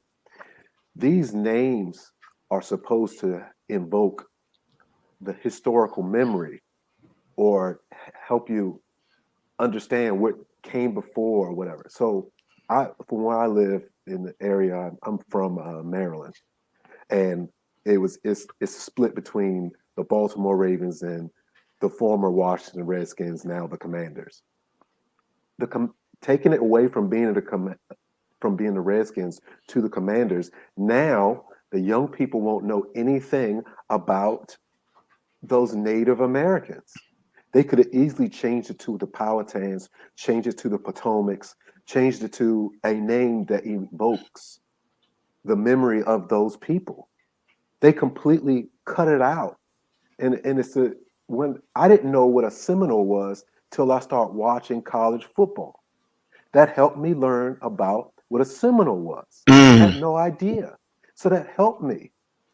So why they can't change it to like the Blackhawks for the Chicago Blackhawks hockey?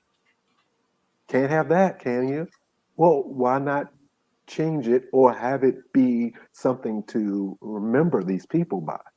They don't have to be, oh, we're not a dog or an animal or whatever. Okay, you don't have to be. But just like the 76ers is an inanimate object. But why do we have that name? For our country's history.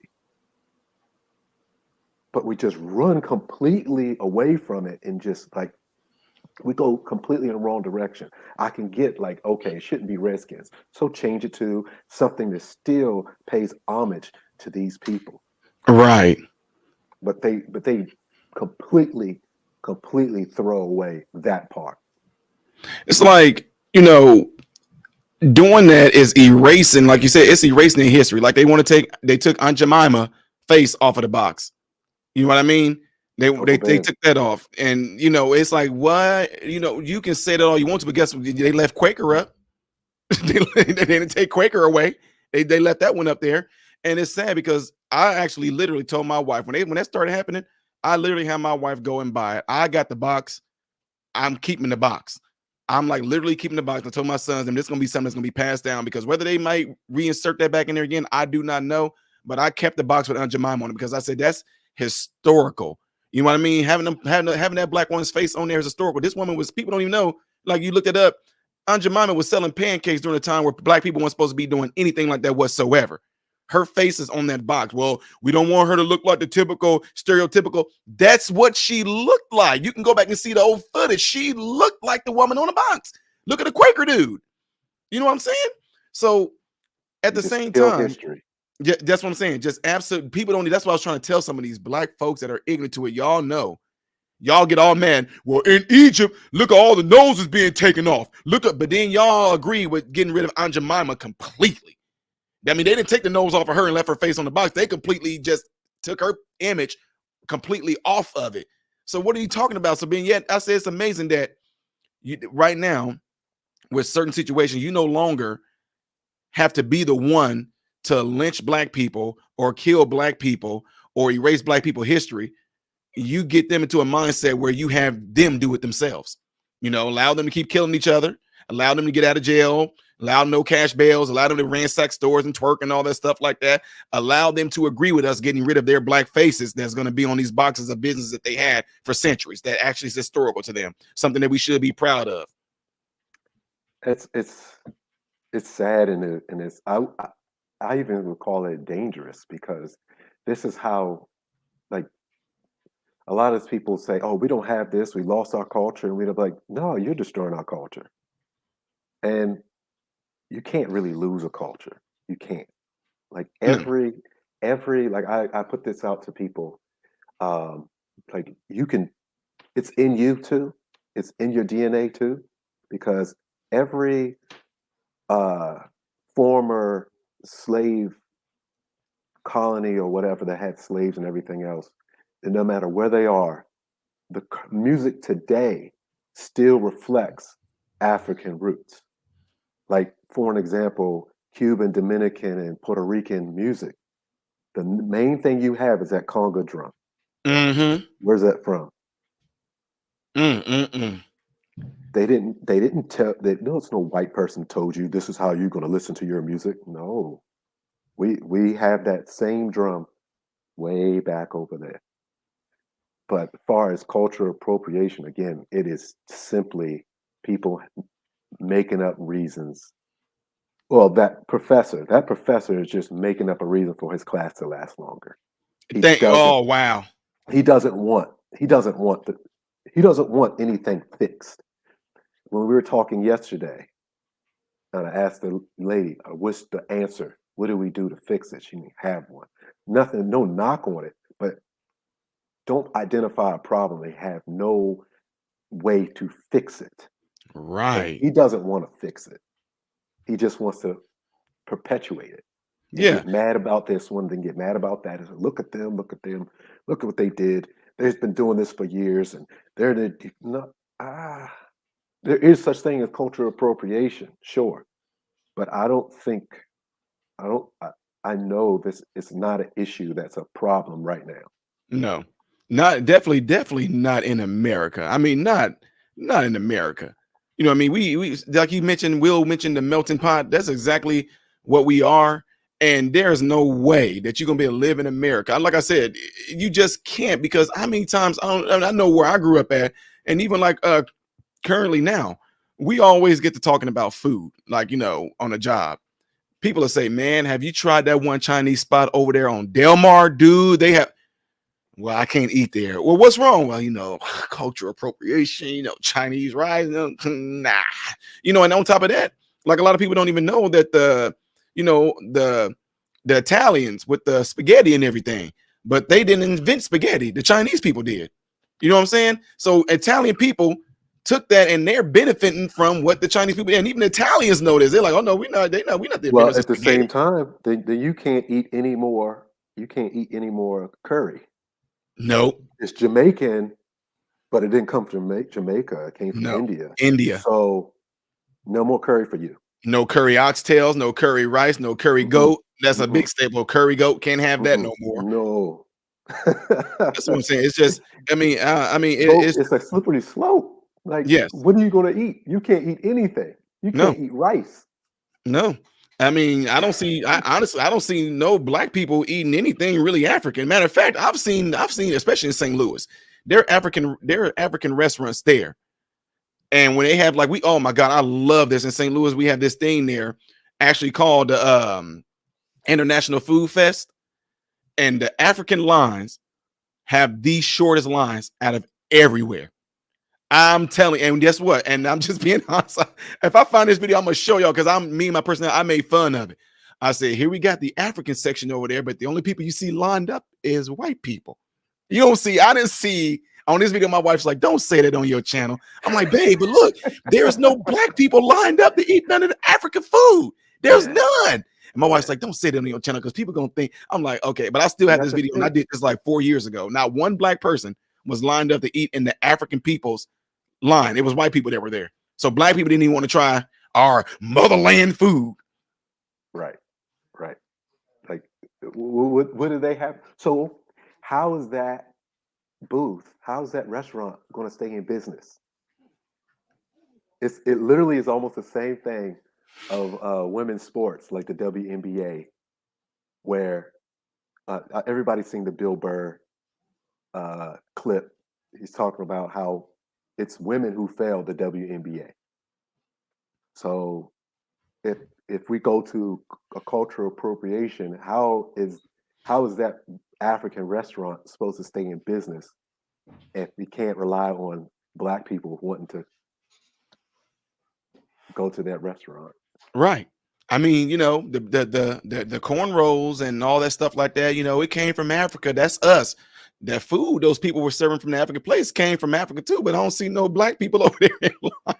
Oh, also, I thought about it. You talk about Jamaica and stuff like that, or if you go on a cruise. If you ever been on a cruise, have you been on a cruise before? Yes.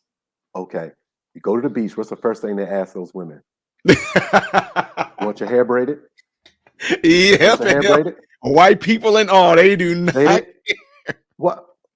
They should skip over every single white person or non-African biological person and only ask them. Only the black people. They want everybody to get their hair braided. You want your hair braided? You want your hair braided? They want everybody. Are they selling their culture? No, they're not selling their culture out. No. They're making money. And the only reason why you would do it is because you like the way it looks. So that's a compliment to your culture. Right. And isn't that the only reason why you try different foods and you end up gravitating towards a particular food that you like? Is because you like it? So I'm saying it's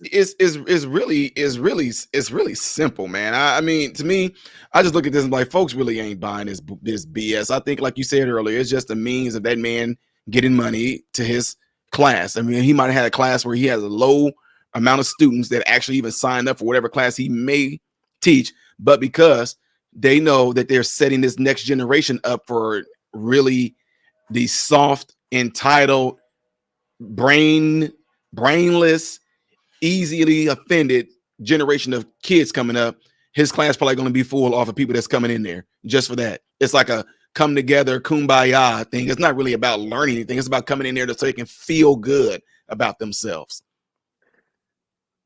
Yeah, that's the reality. And also the reality is I'm all about solutions. And I don't know, maybe I have to figure it out, but we're going to have to figure out how to take these people and put them in the light that they deserve. I think of the proper word to say it. Put them in the proper light because they're just race hustlers. That's all they absolutely. That's why I do. And that's the real racism. Yes. And people can't see that. And that's why I do things like this on this channel. I like to have people like you come on and give their opinion on this as well. Because one thing that is helping us show the rest of the world that this is absolute nonsense. And like you said, is hurting black people more than it is helping. Because white folks, you that are listening right now, y'all know good and well y'all looking like, huh?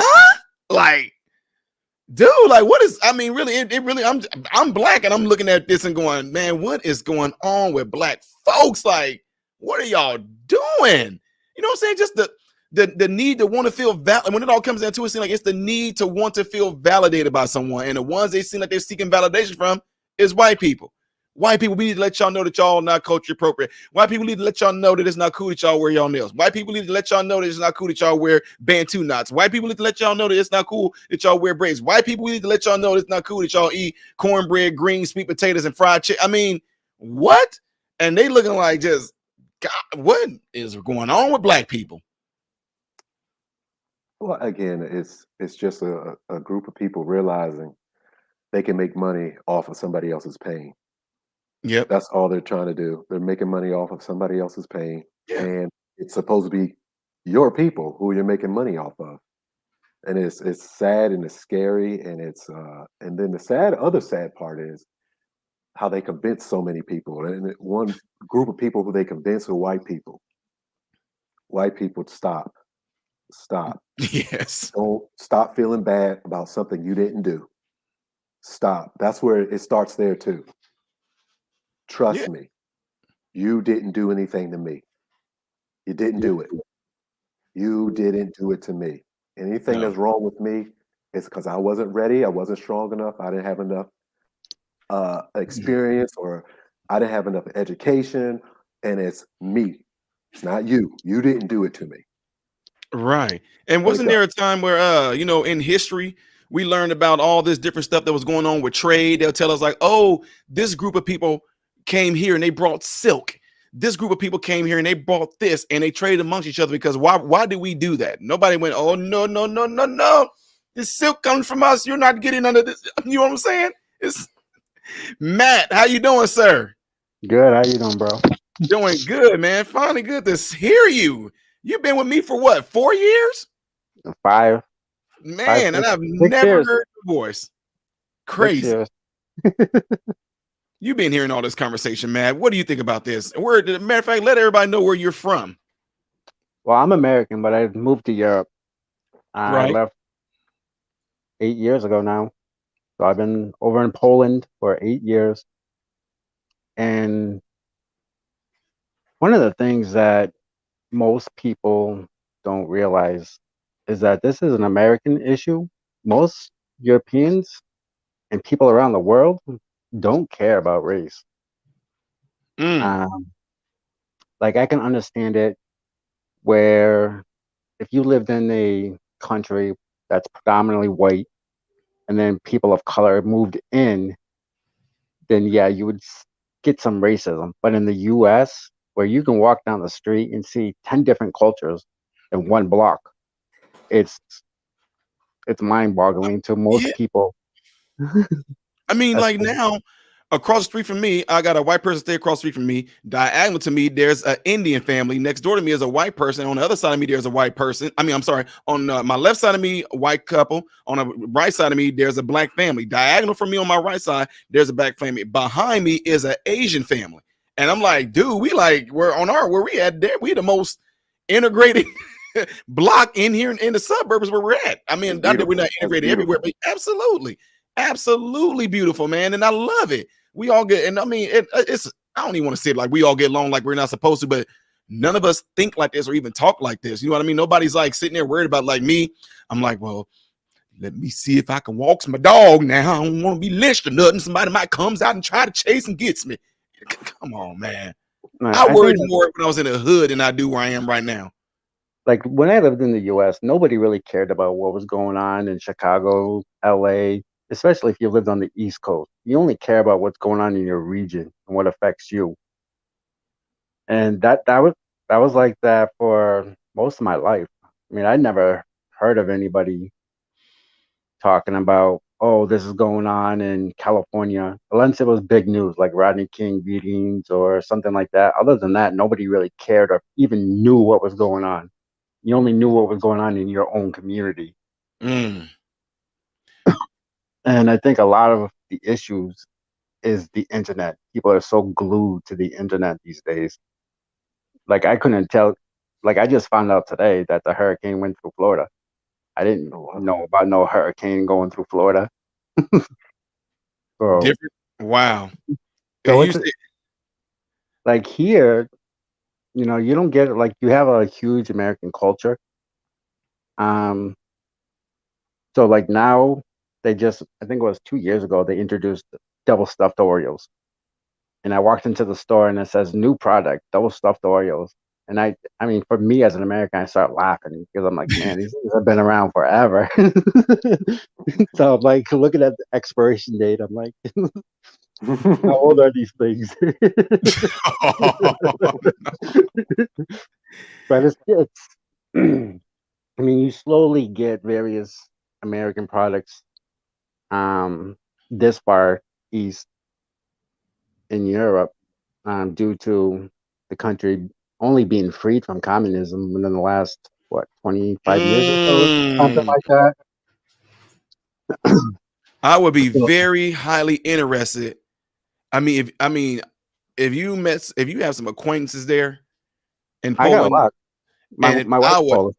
oh, awesome. I would love to hear from them if they just got out of communism. You said about 25 years.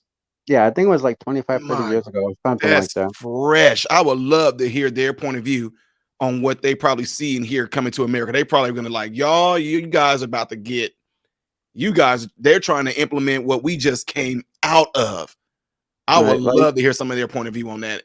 I met my wife our senior year in high school. My senior year in high school, some 30 years ago. And she was a foreign exchange student from Poland. Um, so we graduated high school together, and then she went back to Poland. But we stayed in touch here and there throughout the years. But when I talked to her about things that went on in the communist era, she said that there was no food, very shortage of food, clothing. Everything was like you had to get like a she said like a ticket or something, and each family was only allowed certain amount. It was all rationed out based on your family size and everything. Wow. So you couldn't just go into a store like in America and grab 80 loaves of bread. You could not do that. You got one or two loaves based on your family size. So everything was rationed based on your family. So what do you think most people in Poland would think about, even like what we're talking about right now? Like in Poland, I mean, I'm just flat to ask you, do you see any black people in Poland? Not that it Yeah, matters, yeah. There's very few. of course. One of the most popular people here in our city is a well, I want to say, well, I guess he's black, but he's Egyptian. He's from Egypt. Okay. He's from Africa. And he right. And he's one of the, I guess, a council member for the town. But he's also a business owner. He's one of the biggest business owners in the area. Um, but other than that, you see usually people from around the world, because Poland is Imagine a huge soccer community. Um, I don't know if you guys know Lewandowski. I do. Okay, well, he lives right down the street. Oh wow, that's cool. Um, and his other friend who's famous lives down the street. They're best friends. So they're trying to get soccer, like a soccer academy going here. So you get people from Brazil, you get people from all over the world coming to the soccer academy here. So So let me ask you this. Do you guys have any of the rhetoric or narratives going on over in Poland like they do here in America? Like, is there people constantly trying to show that there's racial inequality, or are they trying to sexualize y'all kids there and any of that? no. I think it's illegal here. Like here, it's more of a Catholic country. They're still hooked on the Catholic stuff. It's slowly Mhm. fading. Um, but the vast majority are still highly religious. Um, so I mean, I wouldn't say it's illegal, but it's frowned upon, like abortion and stuff like that. Not many Mhm. people get abortions here, let alone do sex changes. There is um, a gay community, like the LGBT, whatever it is, Mhm. get the whole terminology, but there is that. The government doesn't mess with them too much, except for when they start doing protests and start trying to force it on other people. Then the government steps in and shuts Mm. them down. Time The out. government, Time out. Hold on for a second. Okay, wait a minute. You said the LGBTQ community, the Mhm. government and them don't mess with them until they try to what? Until they try to force it on people and bring it into the community. Um, I think there was something. I I would want to love say to talk to two that months government. I think there was something somewhere up in Warsaw, which is the capital of Poland, a couple of months ago, and they were doing a protest about the Ukrainian war, and they were doing the blood on the people in the vaginas, talking about the rape victims and all that stuff. And the LGBTQ community kind of crashed it a little bit, and the police came in and just hauled them out. They weren't too nice with them. No, be real. I'm because now we got to listen to the audience here because I'd like people to hear the difference between how we do things here and how they do things there. So when you say the police weren't too nice with them, I want to hear what happened. Like the police came But hitting heads with batons, or no, it's not too much like that. They pretty much give you the warning to leave, and if you don't, then they don't mess around. They just snatch you and they just make you leave. that's what I'm talking about. They're not messing around. They ask you to leave, and to be civil. But if you're not going to be civil, they don't play. They just remove you right from the situation.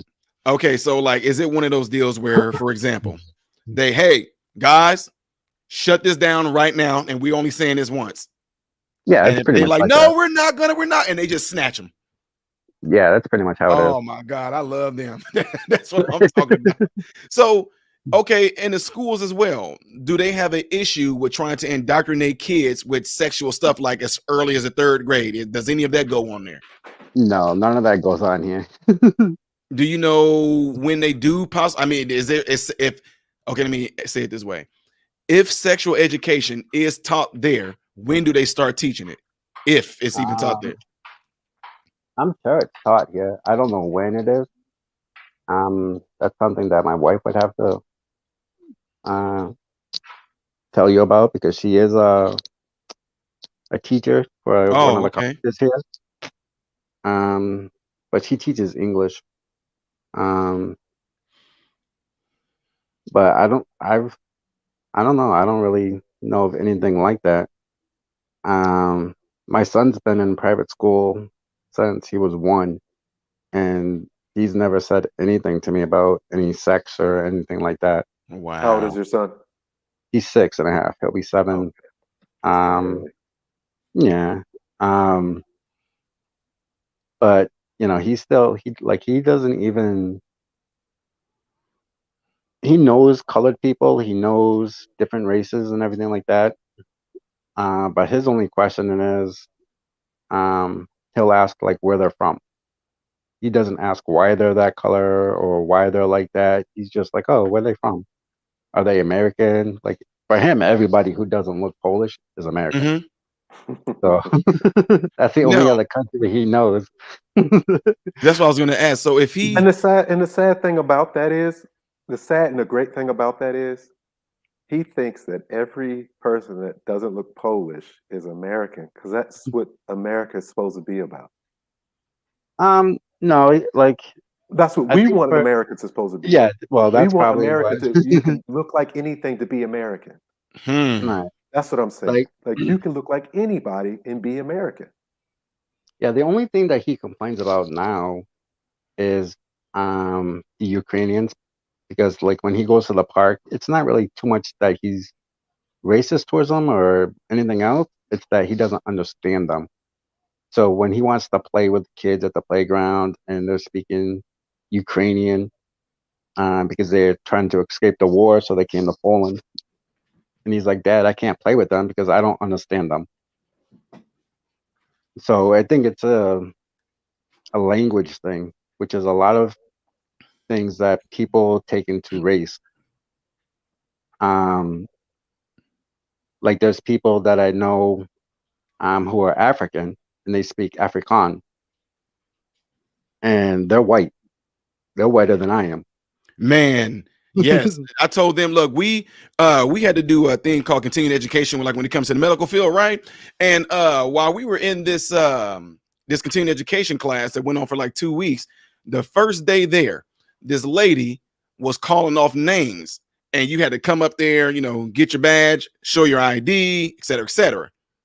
So the lady goes, I'll never forget it. Lady goes, Jerome Johnson, right?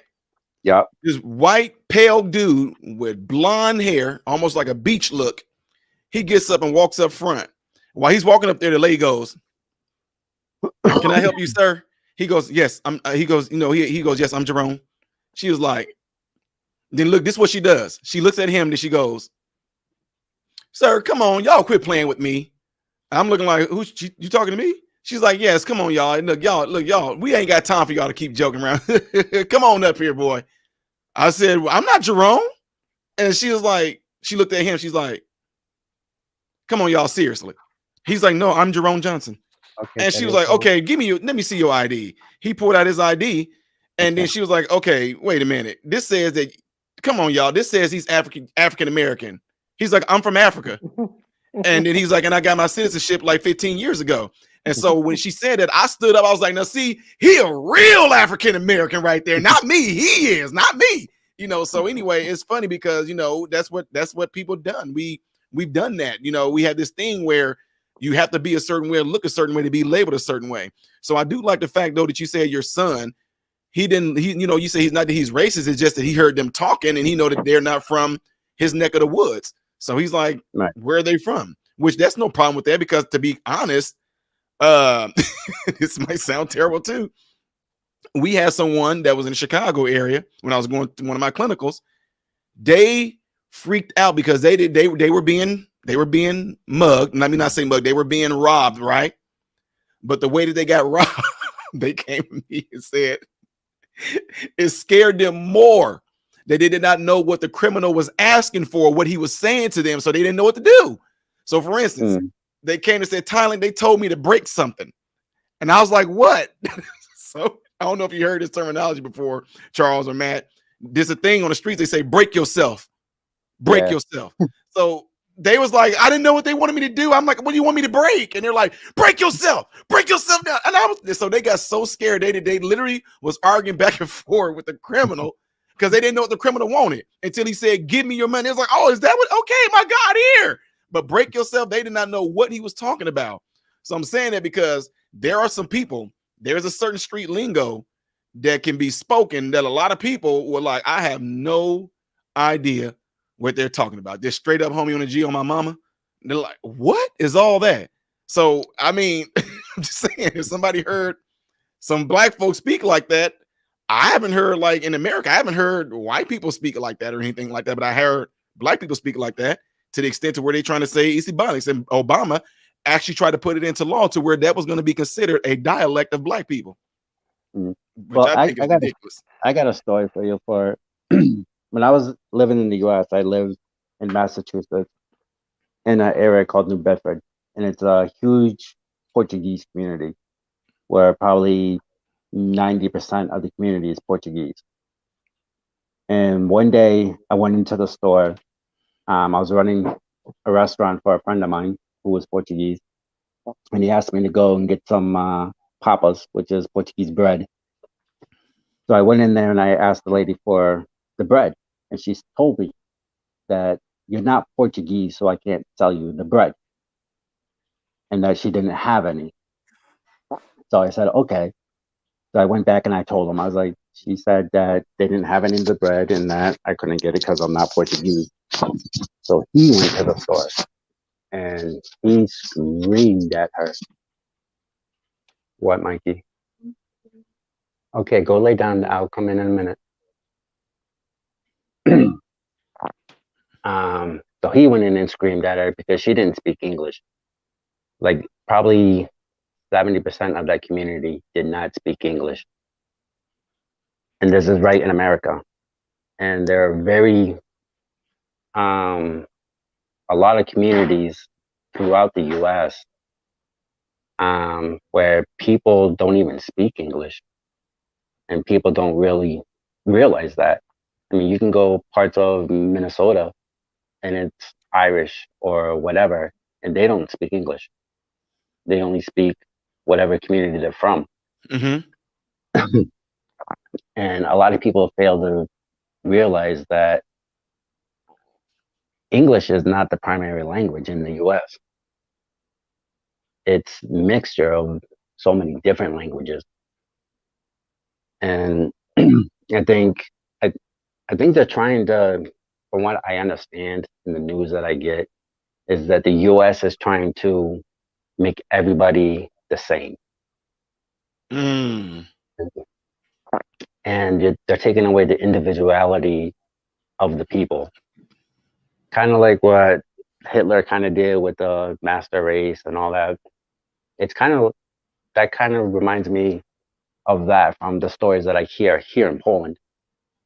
From the older people who went through the whole Nazi regime in World War II, because there's quite a few of them that still live here. And like, I don't know if you guys ever heard of Auschwitz. Oh, yeah, of course. Yeah, I go there probably every summer. I usually try to go there now. And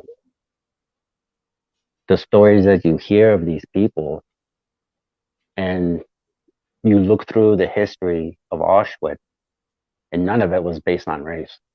It was based on your religion, pretty much, Mm-hmm. and nationality. Well, They didn't care what you look like. If I'm not mistaken, the supposed to be Aryan people from Nazi Germany didn't believe that the Jews were the same race.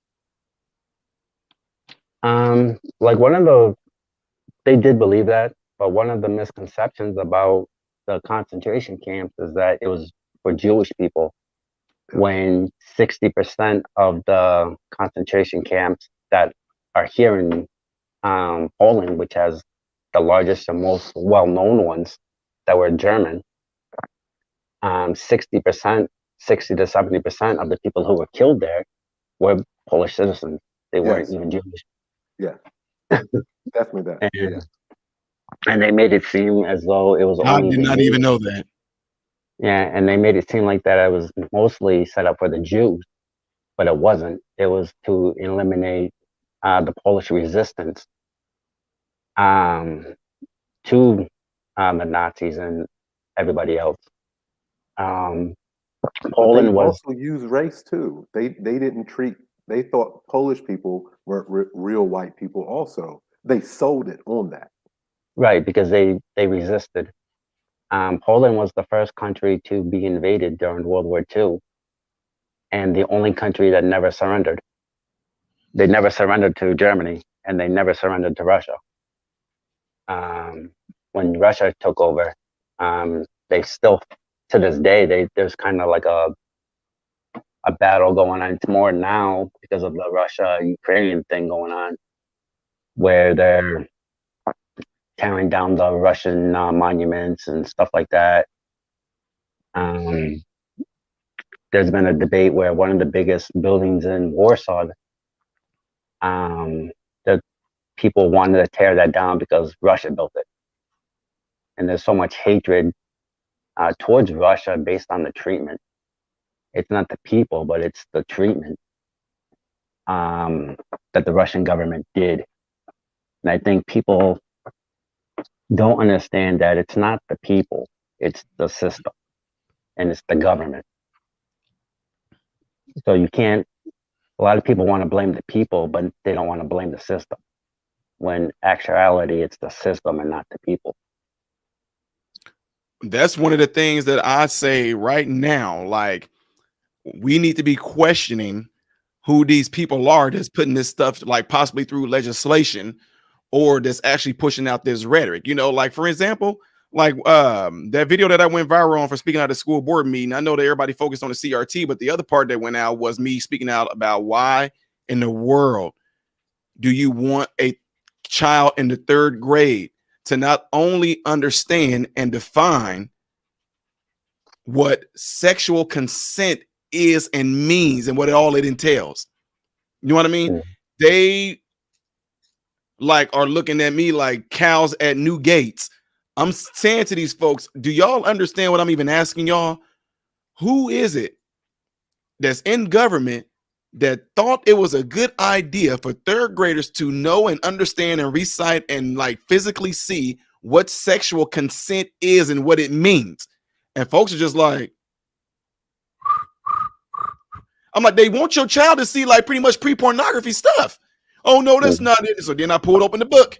Here it is right here. Little third grader, kid in the third grade, whatever like that. He knows what it's like to have his penis touched and is told that if his penis is touched in a certain way and it feels good to him and he likes it and he thinks that it's okay, that's sexual consent. No matter who does that to little Johnny. I'm sitting there showing, and then of course the school board, oh no, we don't read that out loud. This is the book y'all put in the schools. So it's like what you just got done saying. I'm like, who are the people that thought this would be a good idea to present this to some third graders? I want to talk to those people. We would need to go at those. And like you just mentioned, that system, who are these people? And I still to this day have not gotten an answer who it is. Oh, it's section this, or it's this section, or is it section CO3 or 4? Okay, I get all that. But who is the one that implemented this? Who is the one that put this together and said we should put this in? Oh, well, yeah, I'll get back with you on that. Okay, it's been almost a year. And yeah, I'm still got back on with that. But Ty, I'm gonna have to hit you up later on. I gotta go put my son to bed. Matter White, what time is it over there? It's almost 8 o'clock at night. Wow. Okay. Wait, before you go, Matt, hey, I appreciate you. Appreciate all your support, man, over all these years, man, and all that good stuff, man. Matt is one of the OGs, everybody. He's been with me since day one. So really appreciate the support from you, sir. Nice meeting you, Matt. No problem. Nice to meet you too. I'll try to get on later on. All right. Take it easy, sir. All right. You too.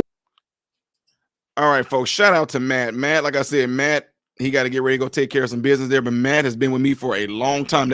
In 5 years, that's my first time ever hearing Matt's voice. Matt has been on live chats and he's been on one of my main videos. Had helped send money over to our soldiers and all this and gifts and stuff like that. That's my first time ever hearing him. So that's pretty cool there. So appreciate that though, Matt. With that being said, ladies and gentlemen, Charles, sir, you got anything else you want to sign off on before we get out of here? I might come back one with last question I wanted to ask and wanted to pose. And like I said before, I'm all about the answers, the actual answers. We can identify problems all day, but what are the answers? What can we do to make people realize how good we have it? And I think one of the things that I see that people do when they have a little bit of money, they go camping. I think it is bigger than just going camping for vacation. I think it is maybe an exercise to let people know that you have it really good. And this is what it's like when you don't have it really good. Do you think that is maybe what a problem may be, that we don't have a way to identify what life really can be like? Because there's so many places in this world where just getting clean water is an absolute chore. I sent you a link with Yoel and Mari about a Cuban couple where he is from Cuba and he had never been to certain things. It just blows his mind to go to Home Depot, Walmart, the movies. But I think we're so spoiled, and I think it's natural for a human to want to fight against something, to overcome something. I think the problem is we can't see what's left to overcome. Man, and I think you talked about how you had inadvertently or didn't try to end up eating the roach poop, right?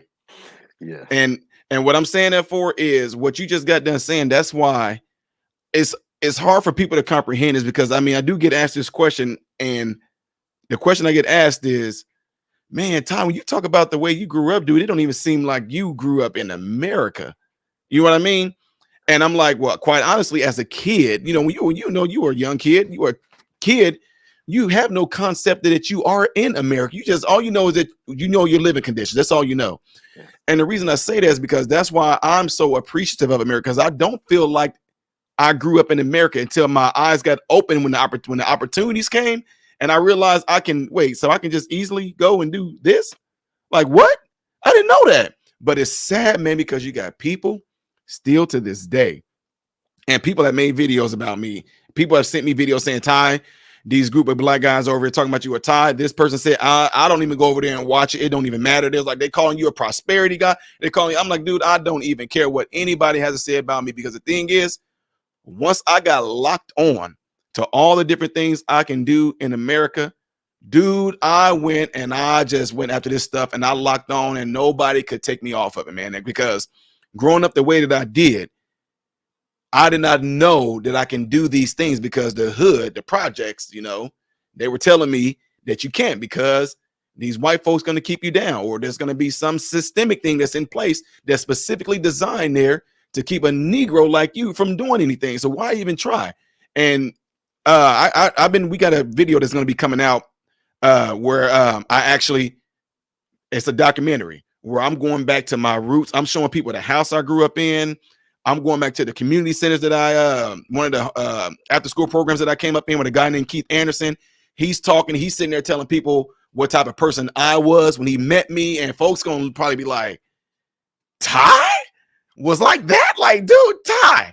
I'm like, I told them, people can be able to hear how terrible of a person that I was. And then Keith is even going to mention in the video, he's gonna sit there and say something happened to Ty to where something opened up. And then once he tells it, he said, once Ty eyes open to all the stuff he can do, he said, I had a hard time even finding Ty. Because, dude, I went after everything. And even still to this day, people trying to figure out, dude, why are you doing so much? And I love it. Everybody is different, folks. But one thing that I like, I think Arnold Schwarzenegger made a quote or something like that. Arnold Schwarzenegger said, the only time that I'm not doing anything is when I'm sleeping. He's otherwise I'm doing something. I'm being productive some way, shape, form, or fashion. So folks that actually had a chance to come and hang out with me, they like, Ty, I can't. Like they were like, I physically can't. I have to go sit down or something. Can you stop moving? Like, what are you doing? Do you really do this every day? Because I find all kind of pockets to do something. Like folks like, wait, being a director over facilities, that's already enough. But then you also go to speaking engagements over the weekend or something like that. Then you just fly in from Ohio just yesterday or last night. I'm like, yeah. And you were already up doing videos on YouTube. Yeah, dude, what in the world? And then when I get done with this, I'm getting ready to go work out. When I get done working out, I'm going to shower. Then I'm going to go and do something. I'm constantly doing something. I'm constantly, I take in every last moment. Like I tell people, I don't know if it's something everybody does. I don't know if it's weird.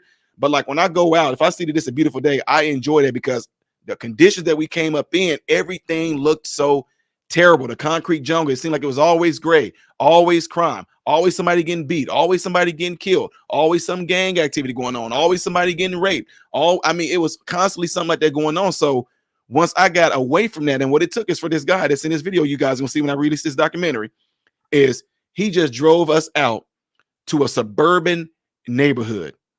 And I'm like, these kids, they like riding their bikes everywhere. You know what I mean? These people got their windows open. I can see these people at their table eating. Look how green the grass is. There's something I want to, if you don't mind me interjecting, there's something that I wanted to do too. And I'm going to have to, maybe I'll work with you on it. And where I live in Maryland, Mm-hmm. and one of the biggest problems I think that a lot of people don't know, on both sides or all sides, especially with Black people. There's Black people with money. Now, there's a neighborhood that my mother lives in. There is no house that's under $1 million. It's all Black. It's all Black. Not one house is less than $1 million. What does that mean? It means somebody's making it. Somebody's doing it. And they're not what you want them to be. They're Black people, they're African American, or what have you. That needs to be shown. That needs to be shown to shut all this down. Because obviously, who's holding them down? Who's holding them back? Thank you. Would you say? What's the name of this place or whatever? This is in Bowie, Maryland, Upper Marlboro, Maryland. Bowie? Bowie. Yeah, I would love that, because if I'm able to get in contact with some people there, and like some people here in Illinois too, as a thing, I would love that, man, because that is something that right there is what I'm talking about. That's what made me just like hold on. Like when I got hurt and this guy that wanted to meet me, I did not want to meet this guy, whatever. You know, I was in school. high school, and my athletic trainer was a white guy, and he became really fun to me. He became like a father figure to me. And he left my when I was going to my junior year, he left to go work for this doctor. And I was mad because I'm like, dude, I ain't got nobody to hang out with school afterwards. This guy would give me $5 every now and then so I can get me something to eat, whatever like that. Now he's gonna go work for this doctor. And he kept on saying, Ty, you have to meet him. You know, you have to meet. I don't want to meet this doctor because I feel like this doctor that you're working for took you away from the school that I got to hang out with you on. And, you know, it was just a safe haven before I had to go back to the hood. So I got hurt, called up Zach. Zach told me, you know, we can treat you for free, Ty, but you got to come up to the clinic. I go up to this clinic and this guy comes out like, Thailand. And I'm like, who? A black guy. And he's a doctor. First time I ever seen or even heard of it. I'm like, wait a minute. You know, because in my world, that stuff did not exist. You did not hear about that. It was only in movies, and movies that we know are not real. I did not know that real black doctors were out there, right? So this guy takes me in, starts talking to me. This guy got pictures and stuff of me in sports. He's like, man, you out there killing it, da da da da da. And I'm like, this black guy is a doctor, and he interested, and he's watching me and got things of me breaking state records and everything up here. I'm blown out of my mind. And then he invited me out to meet his family and all this. I'm riding out to this guy's house in his neighborhood. Now I'm just, bro, what in the world? Like, come on, man. Like, what in the world? Stepped into his house, and his downstairs area was bigger than any house I've ever lived in, right? So anyway, Dr. Becton ends up just telling me, hell yeah, so you know, I grew up and it was just me, my brother, and my mom. I'm like, wait a minute, time out. You know, I'm already put the brakes on. You grew up with a single parent home? He's like, yeah, you know, we grew up not in the best area, man. He talked about this. He said all he knew is that when he went to bed, his mom was there. When he woke up, his mom was there. Having no idea that his mom was working at a nurse at night, third shift. She would put them to bed, go to work. And by the time they woke up, she was getting off of work, putting them off to school. So to them, they felt like they was going to sleep with their mom. Dr. Becton turns out to be world-renowned sports medicine doctor. Y'all can look him up right now. And people are like, oh, you really? When they see who Dr. Becton is and all the companies that he did, they're like, so this is the guy. I had him on my radio station. I got pictures because people always want proof. Dr. Becton's brother goes off and be one of the highest paid doctors out there, an anesthesiologist. I mean, my God. And y'all came up in a single parent home with no dad? Just y'all mom. And y'all both, dude, I'm like, okay. That's when I got pumped up. Okay, tell me, I'm getting into the medical field. I mean, I love helping people already as it was. I got to know, I want to get into this. I love sports medicine and all that. Let me, he sat there and said, well, I'm pretty sure you've been getting letters and stuff from colleges.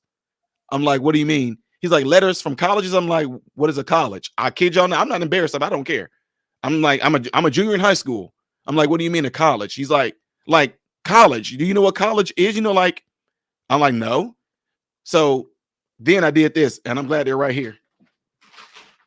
I go, you mean these things like this? You mean these?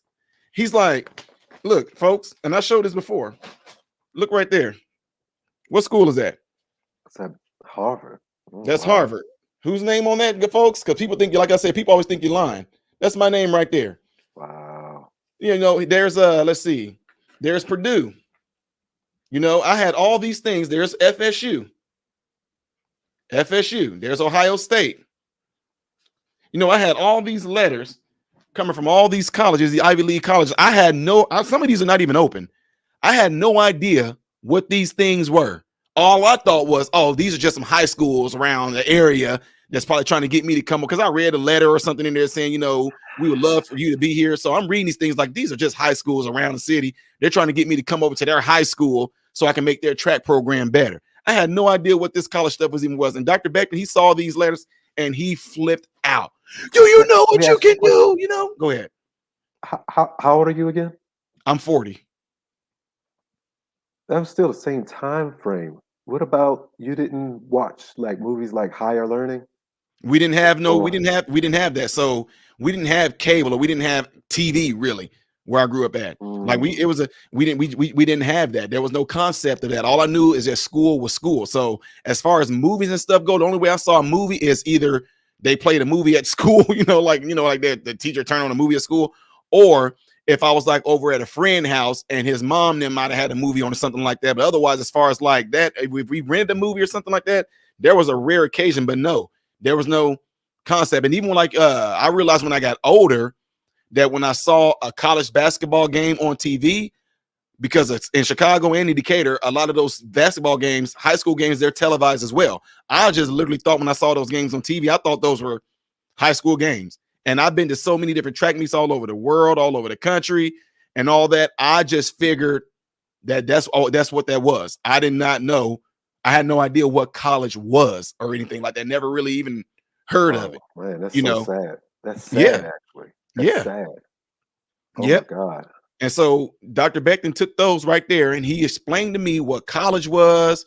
And he's like, okay, he was like, Tyler, he was like, look, it costs me this amount of $100,000 some plus dollars for me to do what I'm doing. I had to take out loans. I got to pay those back. He's like, you can go and do anything you want to do, but they're going to pay for it. They're going to give this to you for free. And I'm like, wait, what? You know, so I can go and be like a doctor or a sports medicine, a therapist. I can do. He's like, yes. And they're going to, all you have to do is keep doing track and field. And they're going to let you come there for free. He's like, Tom, there are people out there that are rich, that are paying $40,000 a year for their kids to go to these schools. And these schools want you to come there and they want to give it to you for free because of you, you're good in sports.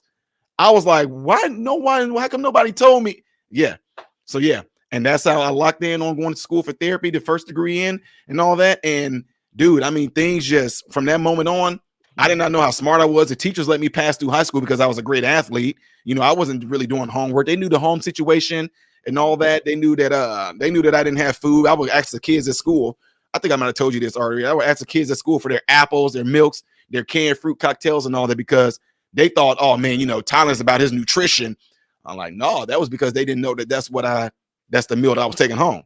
I was smashing Granny Smith apples and fruit cocktail and milk like nobody's business. And they thought I was doing it because I was a great athlete trying to be nutritious. Like, no, that was the only meal that I was taking home.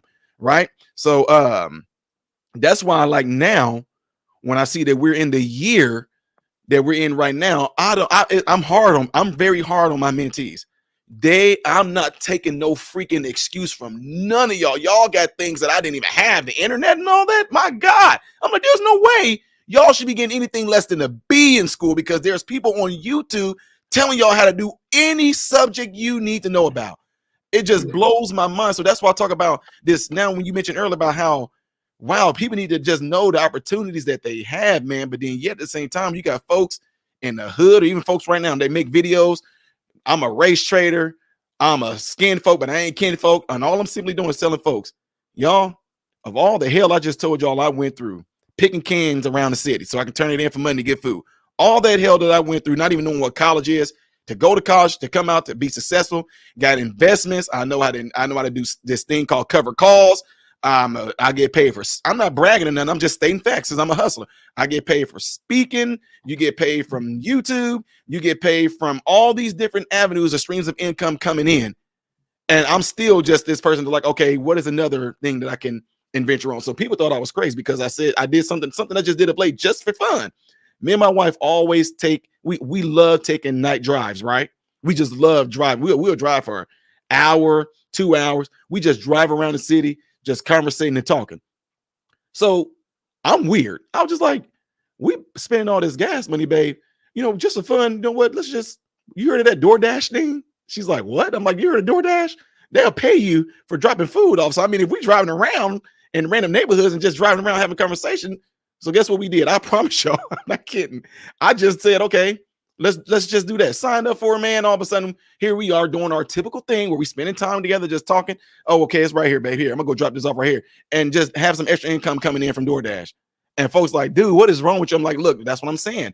I, like a capitalist, if any way I can find some way to capitalize on, I do it.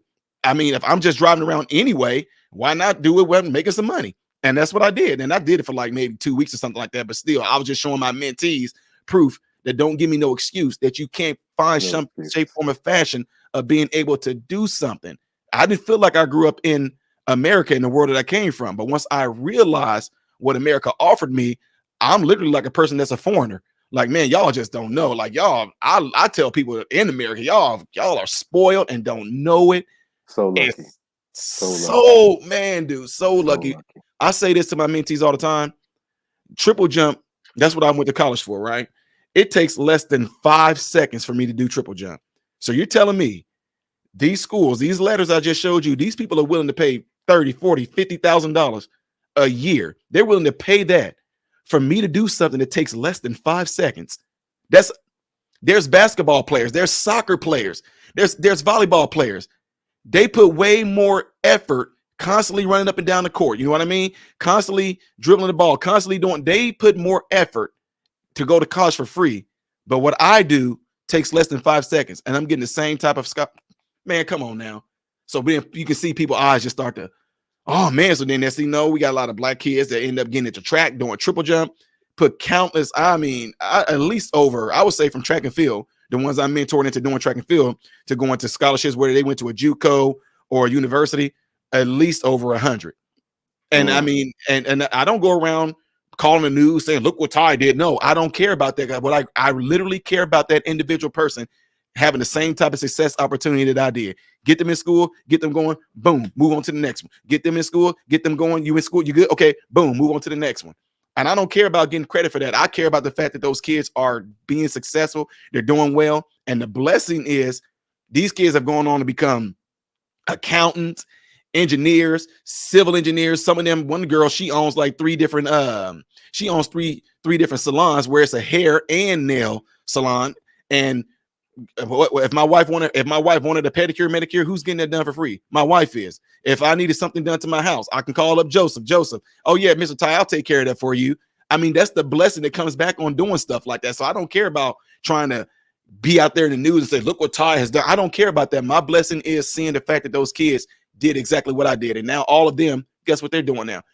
Some of them are grown up. You know, they're my son's age 20. That my son is 20 and 18. But then I got some of those mentees that I was doing before I had my children, and they're like 23, 24. These guys are out now in the community doing the same thing. And they're saying to me, Mr. Ty, I don't understand. All we're going around is telling people that they can go out and do what we did. And how come a lot of black folks getting pissed off at us over there, telling us that we some selling? I know. They say, man, I know it. I know. It's so weird, and so it blows my mind. And that's another, we can have another conversation about that, on how one of my things that I don't understand is this just to bridge for next time we talk, but why black people don't have a name that separates us from others. Like, I actually don't like the term black. I don't like the term black because it'll take too long. But the black doctor and the black gang member is the same kind of person. I have a problem with that.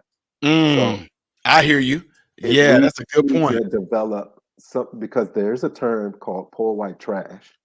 Yep. That separates the Harvard graduate from the no graduate at all. That's let me write that down real quick, because that's going to be definitely a food for thought thing for conversation right there. Hold on for a second. Because we should not be a monolith, and that's the problem. And that's what brings us down, and that's what pulls us down. Me and you, because I don't like the term black community. I don't like the term black community either. You just said something that I say all the time that piss people off. When people say, oh yeah, you don't represent the black community, I'm like, thank you. No. Thank you, because I don't. No. I have people who if I work with you, you live in my community, literally in my community, what the definition of community is. You live in my neighborhood. We go to the same church. That's my community. We both are our kids on the same athletic team. That's my community. If all those things together, and you happen to be black, oh well. But if you're not, we still are doing the same thing. It's almost like almost like you just pretty much describing it, just like somebody just saying flat out, okay, just American, like this, I mean, that's good. You're gonna have me. I'm gonna be chewing on that for a little bit, because that would be awesome to actually just make that distinction. Which somebody asked you there, they said, how would you make a distinction for conversation's sake? That'll be something. Personally, my answer, I'm definitely gonna chew on that to try to come up with something, because I do believe and I feel that there needs to be a separation from that, because the fact that a lot of them separate me from them anyway. So, but when they separate me and people like you, I'm pretty sure as well, when we get separated from, quote, the black community, then they separate us by calling us Uncle Tom, bootlicker, coon, porch Negro, house Negro, whatever else. But it seems to me that all the ones that they're calling that, I'm just being honest, folks, it's not to sound condescending. It seemed like the ones that are calling us that, we all seem to be of a certain type of intellect. I'm just being real. We all seem to be of a certain intellect. And you're winning. You're winning. Yeah, I'm doing something that most black people don't do. I've been married for 20 years. And me 21. Yeah. See? That's well, 21 actually for me. I was just saying 20. But we have to have a distinction between those things. Because see, here's the thing, and we're going to keep going, and I know you're about to shut it down, but what we don't know, what black people don't know in this country is black is not synonymous with African from the people who named us black, because they call Indian Pakistanians black also. In England, they call those people black. Yes, they did. And they still actually do. And I have a friend that's Armenian. The Russians call him black. He's Armenian. He is no African in his blood. So black only means a lower level person. That's why I have a problem with it. I know what they use it for. As Malcolm X talked about it, the prefix black or the suffix black. It's always a negative thing.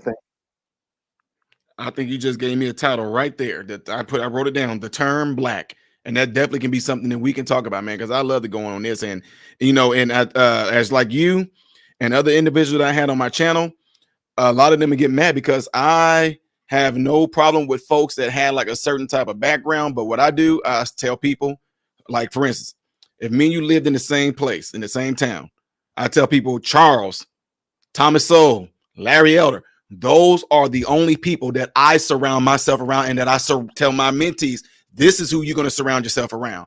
Well, no, Ty, that means you putting out the rest of them. Yes. I mean, I'm not trying to be mean, but yes, I'm surrounding them around other other men that are successful, that have done things, that have came out of things, that are of a certain intellect. And guess what? If you keep yourself around those individuals, it's going to rub off on you as well. As we can see, if you are of a certain other ones, like if you say, let's just say the term for what you just meant, what it meant, what you said it meant, black means lower. That's what it is. I mean, that is what it is. If you surround yourself around, like I tell people, I always would say those type of blacks, and you wonder why your child is now looking like Cardi B, or they looking like some of these other rappers, because guess what? Look who their friends are. They surround themselves with every other individual that look just like them, that act just like them. So of course they're going to go that direction. But then, folks, what makes it beneficial is that I came from that world. A lot of my family members were drug kingpins up in Chicago. I came from that lifestyle and transitioned over, and I'm looking at people saying, y'all, I'm telling y'all, that's not it. You're moving, but you're not going anywhere. You're like a hamster in a wheel. Yeah, you can sit there and say I'm moving, but you're not going anywhere. But then to come out of that, like right now, yeah, I still talk to a lot of my family members that still are about that life, but only if they got, hey man, I got this going on with my stomach. What do you think it is on a medical level? But as far as like hanging around them, I don't hate my cousins. Them they watch my channel. They know I'm like no, and I tell them no, don't ask me for money or anything. No, I don't let you borrow money. No, they know how I am. I know we all grew up in the ghetto, in the hood, and all that, but we are on two different levels, and y'all know that. So no, absolutely not. I don't surround myself with family members that's not of a certain type of intellect. Nobody. I'm only around positive individuals who have a certain type of intellect where they use their minds. They're free thinkers. You know, they're critical thinkers. They look forward to certain things. They actually look forward to opportunities. They're about positivity. They're about building up. And at the same time, like you and I do, we also will point out things that actually are destructive, plain and simple. And that's what I'm saying.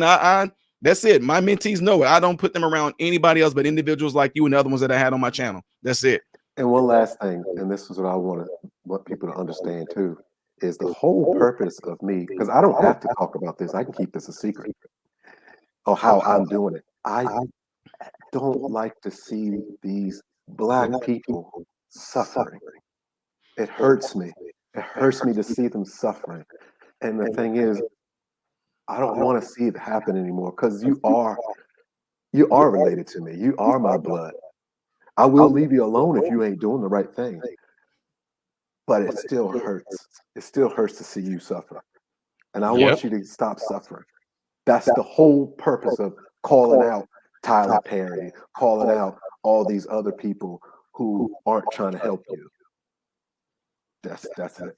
That's perfect, man. Hey, Charles, man, really, really appreciate you on this, man. I know we can go on about this, and I'm serious. I'll hopefully, whenever I do this, I hope that you want to watch out for it, man, because I don't know necessarily how I can.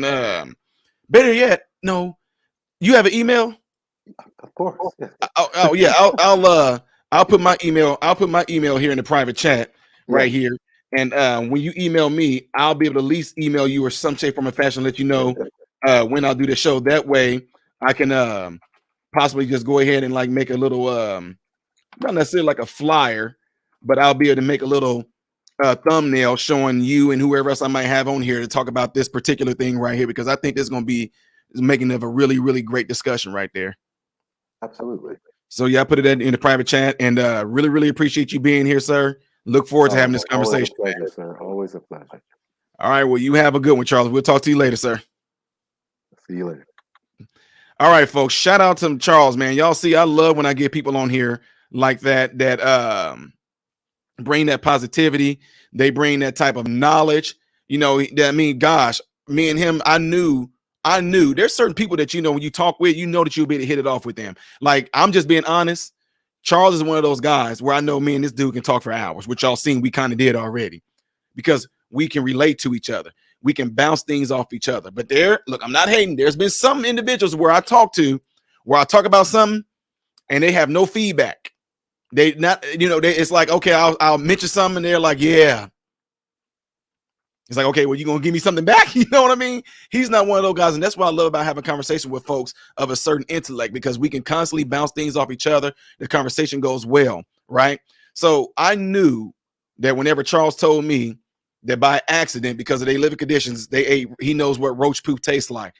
I knew I'm gonna be able to relate to this dude, because I told y'all we had some roaches in our, I think they're called sugar smacks. I'm gonna make sure I get it right. I'm gonna look this up real quick, because man, I don't even know if those cereal are still around. Yeah, buddy, them honey smacks. That's what I mean. And let me see. I think it might have been Golden Grams or something like that too. Let me see if that's one of them. Golden Grams. Let's see. No, not Golden Grams. They might have been honey smacks or sugar, whatever they were. I think they were honey smacks or sugar smacks. And man, there were some roach wings and roaches in the honey smacks, and I have not eaten them cereals since, man. I'm sitting there just chowing down on my cereal and look down, seeing a few roach particles, bro. I'm telling y'all, I threw up. I have not touched no cereal like that since.